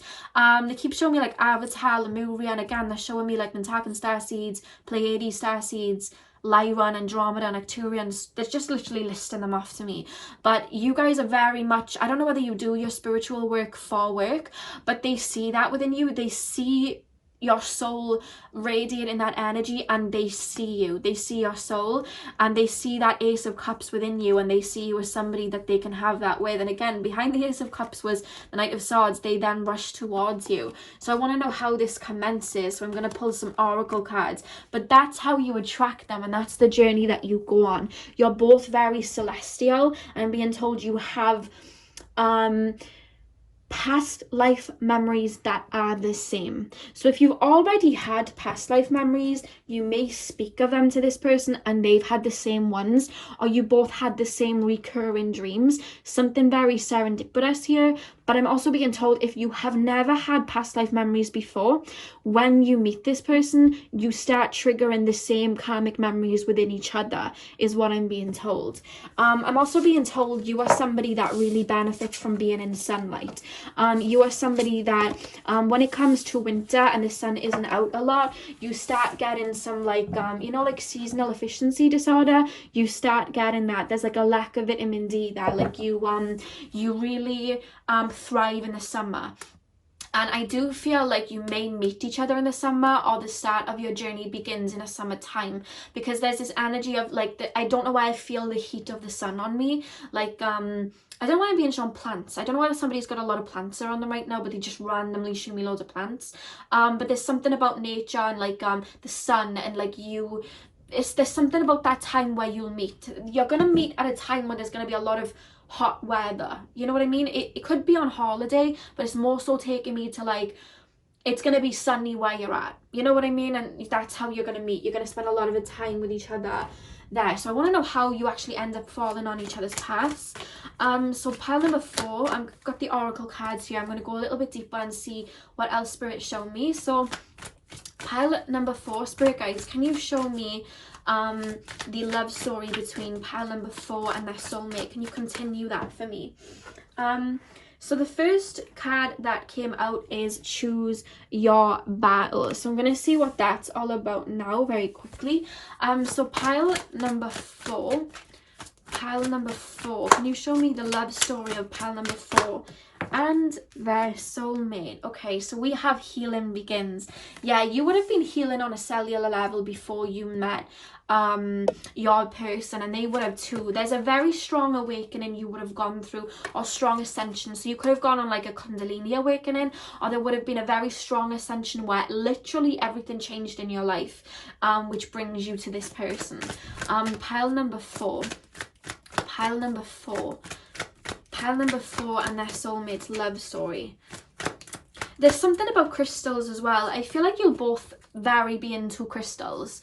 There's something about crystals here, like you believing in, the properties of crystals and talking about that and really speaking about that. Like there's a mutual love for crystals here. So if you have crystals, I feel like they will too. There's a mutual thing here. Like, and I almost feel like you're gonna be like quite in awe or like amazed in like how they're so into what you're into. Like I'm being shown somebody go into somebody's house for the first time, and it's like how are you into all of these things that I'm into? Because I feel like you don't have a lot of people around you that get you that deep or understand why you have certain things. It's like they don't quite get it. But then I'm being shown you go into their house, or them come into your house and seeing your books or your crystals or herbs or drawings. I'm being shown literal drawings, or just the way that you live, something very holistic like that, or maybe you're vegan or vegetarian, and it's like, wow, like you literally have the exact same values as me. It's like you're another person of me, and it's kind of like feeling quite in awe. I'm being shown a dream catcher, like a big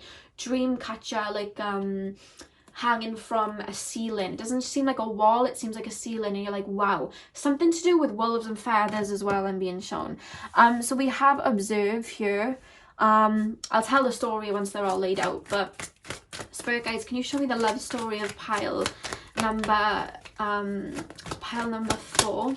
Your spirit guides are heavily helping you with this as well. Do you understand what I mean? Like your spirit guides are like, this person is part of your soul tribe, and sometimes, like with our soul tribe, only half of the soul tribe will incarnate while the other half work as guides, and it's like you're all working to help each other meet. You know what I mean? Help the two of you meet. It's that's happening, and I feel like there's a lot of like following the white rabbit, like following your intuition that leads you to meet each other. And I do want to say they're telling me to kind of it's like they're telling me certain stories. They keep showing me a rainbow, and they keep showing me painting. They're telling me to tell you little things, but not to give away the plot, is what I'm being told. Like, don't give them the plot. Like, don't literally read them the chart. Like, literally just like, you know, just watch what we say and kind of give that to them. So they're showing me images here as to like how you'll meet. Like, they're not giving me an actual explanation of what will cause you both to meet, because it's meant to be a surprise, but it's going to be very serendipitous. I'm being shown butterflies again. I keep seeing butterflies in readings lately. I don't know whether you guys ask for them as totems or something, but I'm being shown butterflies, and I'm being shown like a pink flower as well for some of you guys. And I'm also being, I don't know why they're literally showing me the album of Ariana Grande. I don't know whether that's meant to be a joke because she always comes up, but they're showing me the literal Ariana Grande album positions. I don't know why. They're literally showing me the cover art for it. Make it make sense. Maybe you're wearing her merch or something. Maybe you guys are fans, you're wearing her merch. But there's just something that just got shown about that. I don't know why. They just show me little things as to how you meet, but it's going to be serendipitous. It's going to be like a fairy tale. It's going to be like that. It's going to be very... something that you'd see in a movie. That's how they're making me feel like it. And they're like, don't worry, like you're I'm being told you're right now very in tune with your intuition, and you'll know what to follow. You know what I mean? Like, you know, your soul knows, so don't even worry about it. And I'm also being told you're not really that worried, because like I said, a lot of you are stepping into that time where you're free-spirited and you don't mind. Pile, I want to say, guys, like, you have a very beautiful energy, and I know someone who's done a lot of work when I feel it. Let's say, like, when I feel it, I know. And I see that there would have been at one point a lot of chains around your ankles that you literally broke through your strength, and that strength comes from your soul and your heart.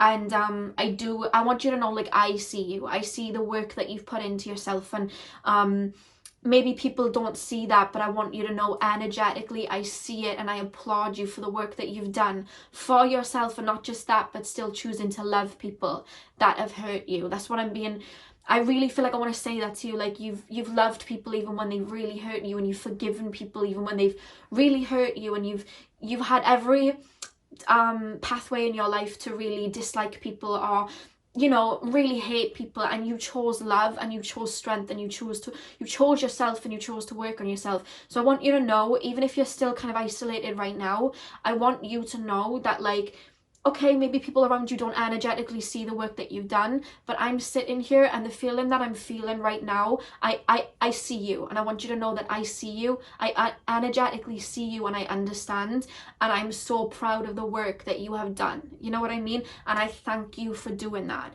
You know, like, you've released a lot of karmic wounds, and I'm saying to you now, as a soul to soul, I'm thanking you, because I feel like you don't hear that, and I want to say that to you, okay? Like, I'm really thanking you for working on yourself and being a light. I feel like I want to cry, but it's just how I feel. Like, I just want to give you a hug, so I want you to know that I see you, okay? So we have dreams coming true. Pile number 4. Oh, I just want to give you a hug. Like, that's literally how I feel. Pile number 4. You're very strong. They keep showing me a lion, like, you're very strong. And you should be very proud of yourself, I'm being told. Someone's spirit guide said they're proud of themselves. They are. Pile number 4. Their soulmate's love story. Their soulmate's love story. We have trust. Like, that's literally you, like, dancing to the rhythm of the universe and just trusting that what's for you will be for you. The minute you let go, it all fell into place, is what I'm being told. Pile number 4. Look at that. Well-deserved reward. Yes. Literally, yes. And I see 99 here, so some of you guys may have strong Sagittarius in your chart or a lot of 9th house placements. Pile number 4. You may be very Jupiter ruled, is what I'm being told. Pile number 4 and their soulmate's love story. Look at that, joy and stability. Okay. On the back of the deck, we have believe and succeed. You know, what I'm being told about you guys is maybe like because you were so different as a child or in your teens, or you just had a different way of doing things. I'm kind of being told that like people put you down about it. Like, people really put you down or made you feel like you were weird, or you just didn't, you know, you shone so bright they try to dim it. And I feel like you had to, you know, there was a time in the past where you were very insecure about your uniqueness and maybe you try to hide it. And what I'm being shown is you had a lot of doubts, but I see you, because you put that energy within yourself, you really transmuted them to become this very confident person. And I'm being told there's a lot of people like looking at your success, or when you do butterfly, if you're still in that cocoon, that's great, you're still that person, you know what I mean? You're still that person, you're still that light. You're cocooning right now, but you're still that light, even if you don't feel like it. I want you to know that.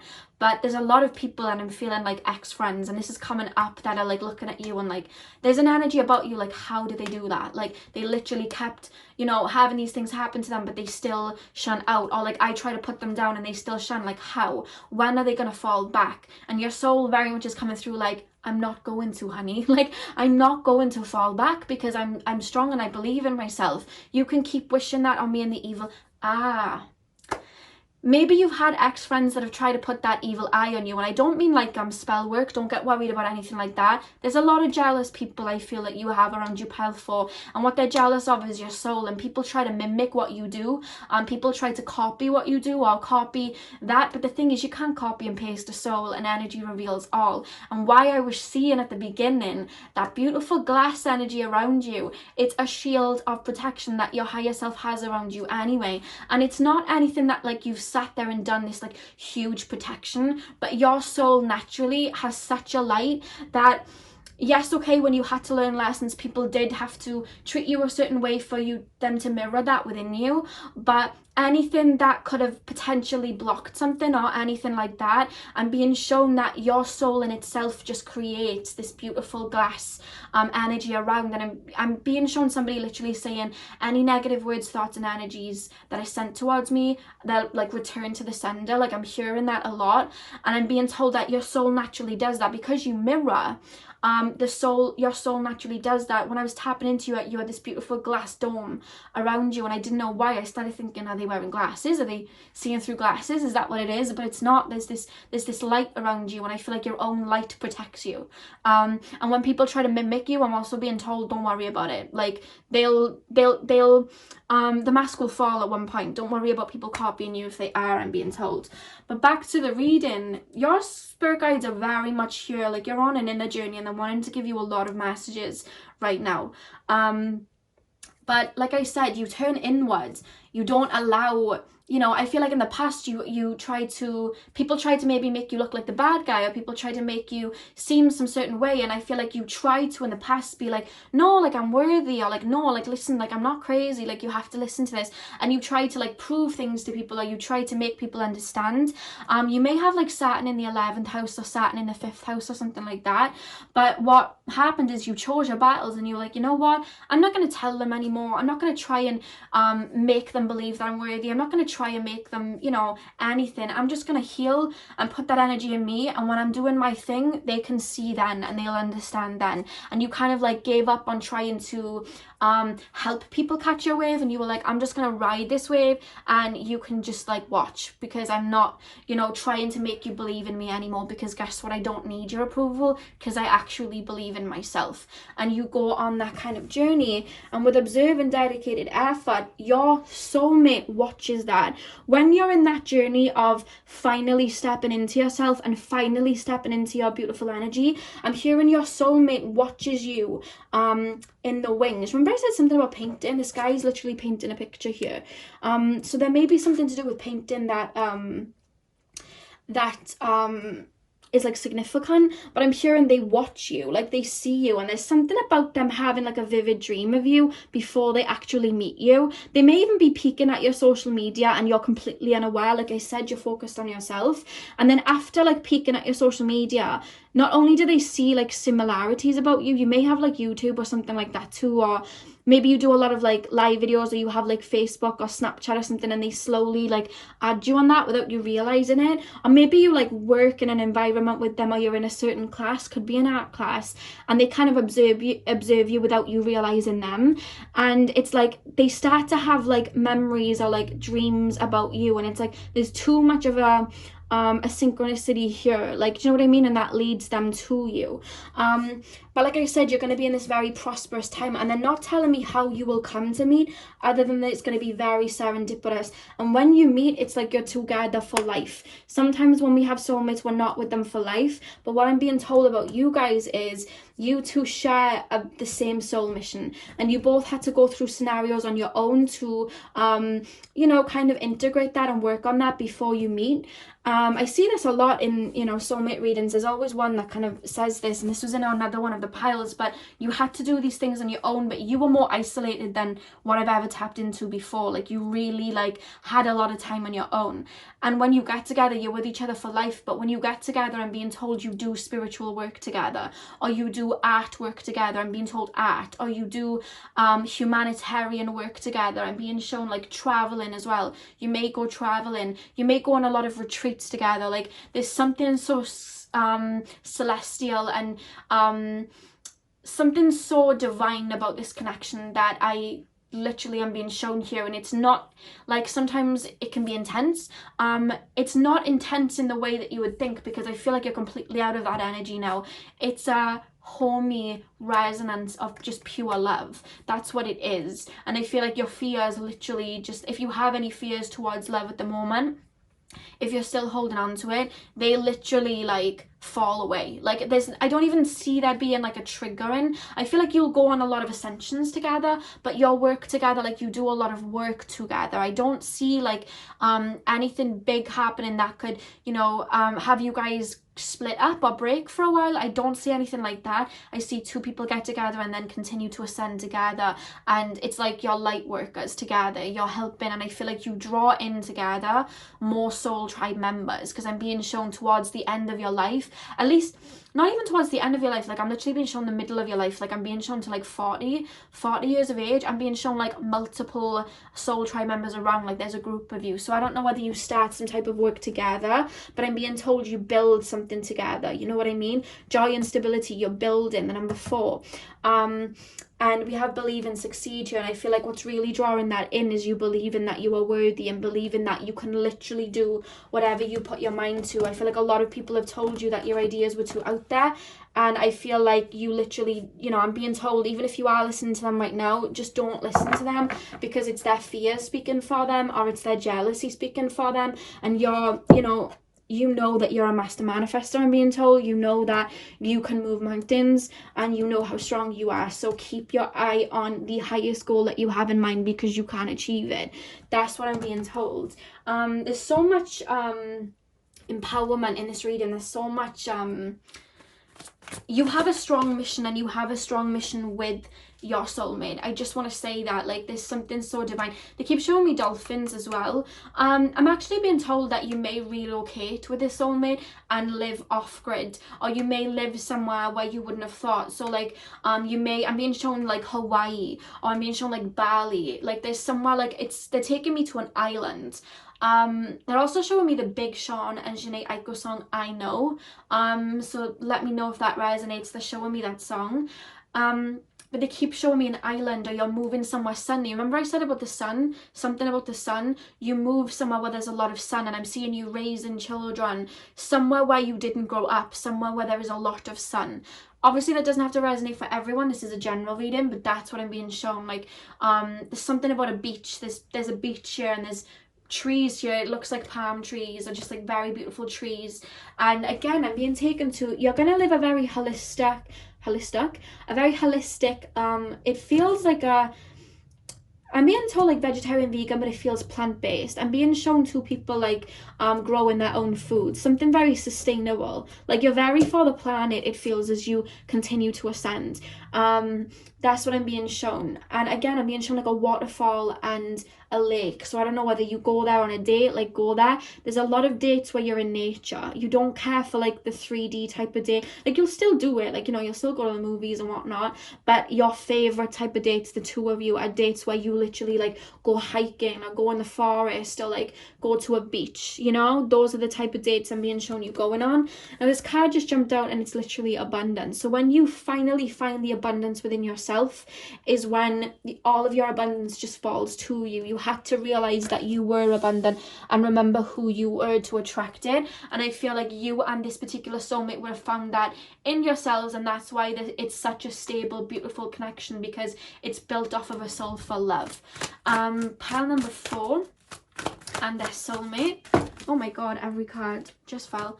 Pile number 4 and their soulmate. Pile number 4 and their soulmate. Okay, so we have judgment here. I understand that everyone has their own unique path and challenges. One thing that I feel like some of you guys may even work on, or you're already working on it, or it may be like a job that you do together, is helping people change the way that they perceive people with mental illness, or people that like grow up poor. Like, you know, like sometimes people can be so egotistical and look at people that don't have money and be like, oh well, you know, like they don't work or they don't do this, and it's like that's not ever really the case. Like, you know what I mean? Like sometimes people have mental health issues, or some people are just born into it and they don't, it's that energetic thing. And I feel like you may teach those types of people that were born into like poverty how to create wealth for themselves. So I feel like you and your person may come from a background where you didn't have a lot of money, and you teach people to become abundant and wealthy, and you change people's narrative on that.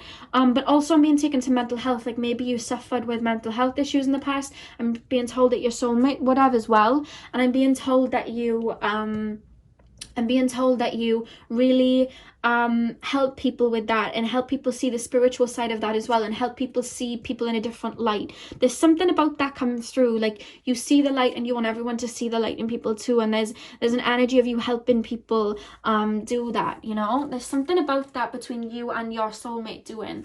And we also have death at the back of the deck. I am learning that endings are merely beginnings. So the minute that you decide to let go of any judgment of self and any you know, opinions of others, and you decide to do that releasing, and I feel like there's going to be some sort of ego death before you meet this person. That's when you meet this person, you know what I mean? Like when there's everything had changed and shifted, boom, they come in. And again, it's serendipitous. It's like boom. Some more cards. Let's keep going. Pile number 4. What will their soulmate like feel when they meet them? What will their soulmate, how will their soulmate perceive them? That's the question I'm being told to ask. How will their soulmate perceive them? You're like a high priestess, like a magician. You're an alchemist, I'm being told. That's how they're seeing you. They're in awe of you, I'm being told. I don't know whether you give speeches, but I'm being told like they're in awe of you. How will pile number 4 perceive? How will pile number 4 soulmate perceive pile number 4? Okay, 2 cards. Okay, we had 3 cards jump out, so I'm going to go with it. So this is how they're going to perceive you. So we literally had Neptune. So again, Neptune is ruled by Pisces. You know, that's a very spiritual sign, very connected with the higher realms. And it's a very watery sign and very empathic. And I just see that within you. Like you're full of wisdom. The thing about Pisces is the last sign in the zodiac. There's so much wisdom there. And that's how they see you. They do see you as somebody that's very sensitive, but not sensitive in the way where you let people walk all over you, but like you have a pure heart is what I'm being told. And they see that within you. And again, there's something to do with water. I don't know why. I don't know whether you post a lot of beach pictures or you go to the beach a lot. Again, like I said, you may be Untitled Starseeds or something like that, but there's something about the ocean. We then have Sagittarius. So like I said, they're going to see you, you know, like we saw the 2 9s. They're going to see you as somebody that's full of wisdom, somebody that's very intelligent, somebody that's very free-spirited. talented, somebody that's very lucky and prosperous, you know what I mean? And they can see what you did to get there as well. Like, I don't know why there's an energy like they'll know your story. So whether you talk about your story openly on social media, or whether you literally just bare your soul to them when you meet them, but they like really like are in awe of how you came to be the person that you are. And then we have Enquires here as well. So they're gonna really see how you really internalize things. They're going to see how analytical you are, because what I'm being told, you may have a bit of Scorpio. You definitely have 8th house placements, the way that I'm seeing this. A lot of shifting here, but with Scorpio, when we look at them, they're emotional, you know what I mean, and they tap into people's emotion. But one thing that they have that analytical side too, and they're going to see that in you. They're going to see that you see things from so many different lenses, and it's like they want to pick your brain. They love the way that you see things. They love the way that you perceive things. It's like, even like colors, it's like they want to know your opinion on everything, and they want to get you to talk. It's like, what do you think of Area 51? Let me know what you think there. Or let me know what you think of like you know, like conspiracy theories and things like that. Like, let me know what you think. And then it's like you start to speak and they just sit and listen, like they're in awe. And I feel like this is mirrored, like you're like that with them too, you know what I mean? And they really like it's like you enlight something in each other's soul to become even more enlightened, if that makes sense. Like you big up each other's ideas. Like, I don't know whether you want to live off grid or you want to live simplistic or something like that, but it's like you big up each other's ideas to do it. And it's like you're more, you dream it, you create these out of box ideas, and even though they're like that, they have a practical solution, is what I'm being told. And it's like a match made in heaven. Like, that's what they're saying. It's like you bring the imagination and that side of it, and they bring the practicalness to it in a very divine way, I'm being told. And you both build like that, and that's why it works. So let's pull some more cards. Pile number 4. What is their love story gonna be like? It's just like, I'm just being shown 2 little star seeds just like falling in love and just literally ascending together. Honestly, God, like that's what I see. I'm being shown elephants now. I'm being shown, they're taking me to Bali. They're taking me to Bali. And some of you guys have a connection with Ganesha, I'm being told. And they share that same connection. That's for some of you. If you are not drawn to Ganesha, then that isn't for you. But whoever is drawn to Ganesha or works with Ganesha, this person does too. It's coming from a past life. You worked with Ganesha in a past life. So we have religious factors. Your love life is influenced by your religious upbringing and spiritual path.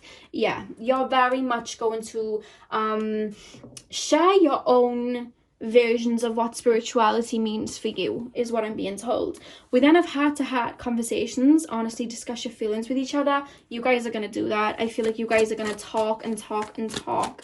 I see 2 people like up late at night just talking, like pillow talk, staying in bed, and it's like you have such an intimate connection with each other. Like, you don't even have to, you know, like even have sex. It's like you literally sit there and talk and you feed each other's mind like that. It's so intimate, is what I'm being told.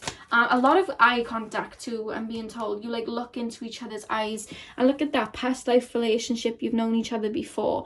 I mean, that kind of goes without saying, the way that you're connecting like that, to be honest with you. You, like I said, you're going to have past life memories come up. And we have let your friends help you, ask for and accept support from others. So I'm taking this more as you may start to have like a soulmate friend come in beforehand, or you may make friends with someone and they kind of like introduce you to them or gear you up or talk you up to meet them, or maybe they introduce you, or there's something like that, is what I'm being told with the situation. So I'm now going to pull these where we look at like physical appearances and things like that. I'm now going to pull these. So remember with these that not every single card is going to resonate with every single one of you. You know, we don't all have the exact same soulmate with the same color eyes and hair. So take these as they resonate. If they intuitively resonate, cool. And if they don't, you can leave that there. So pile number 4.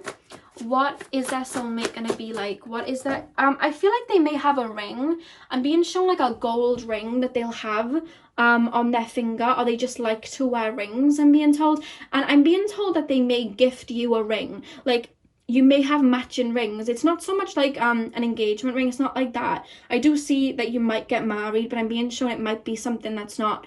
You may like elope or like have a different type of wedding than what people would think, if that makes sense. You may get married, like I'm being shown somebody getting married on a beach. Like there's just something very different about the way that you get married. And it doesn't seem like huge. Obviously, if you want a huge wedding, you know, you can just discard that. But there's something very different about the wedding that you have. But yeah, I'm being shown two people having matching rings. It's like a promise ring, but it's kind of engraved in something. It looks like gold and it has patterns on it. Take that as it resonates, but that just came through. So we have confident. I do feel like your soulmate is very confident in themselves.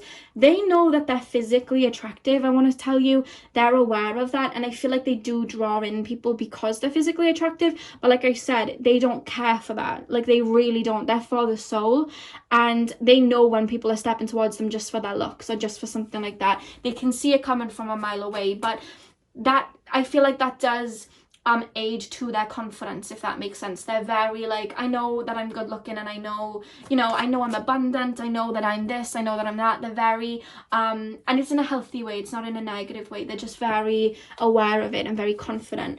We then have leader of the pack. Your person may be an entrepreneur, but I'm being told they may lead a circle of people, or they may have like a group of people working for them, or like I said, you guys may go into like a work together and they could be the like boss of it, you know what I mean? Like you work on the more creative side and they are the boss. I don't know why that just kind of came through. We have slim, so they may be very slim in their physique, male or female. They may just be very slim. Okay, we just had health just dropped, so they definitely look after their health. Like I said, there's something holistic here, but they do work out. I'm being shown somebody in the gym, and also they do a lot of like outdoor activities as well. I don't know why, I literally just saw someone like jumping through a tree. I don't know why. I don't know whether you're like marrying Tarzan or something, but I literally just got shown somebody jumping through trees. Pile number four.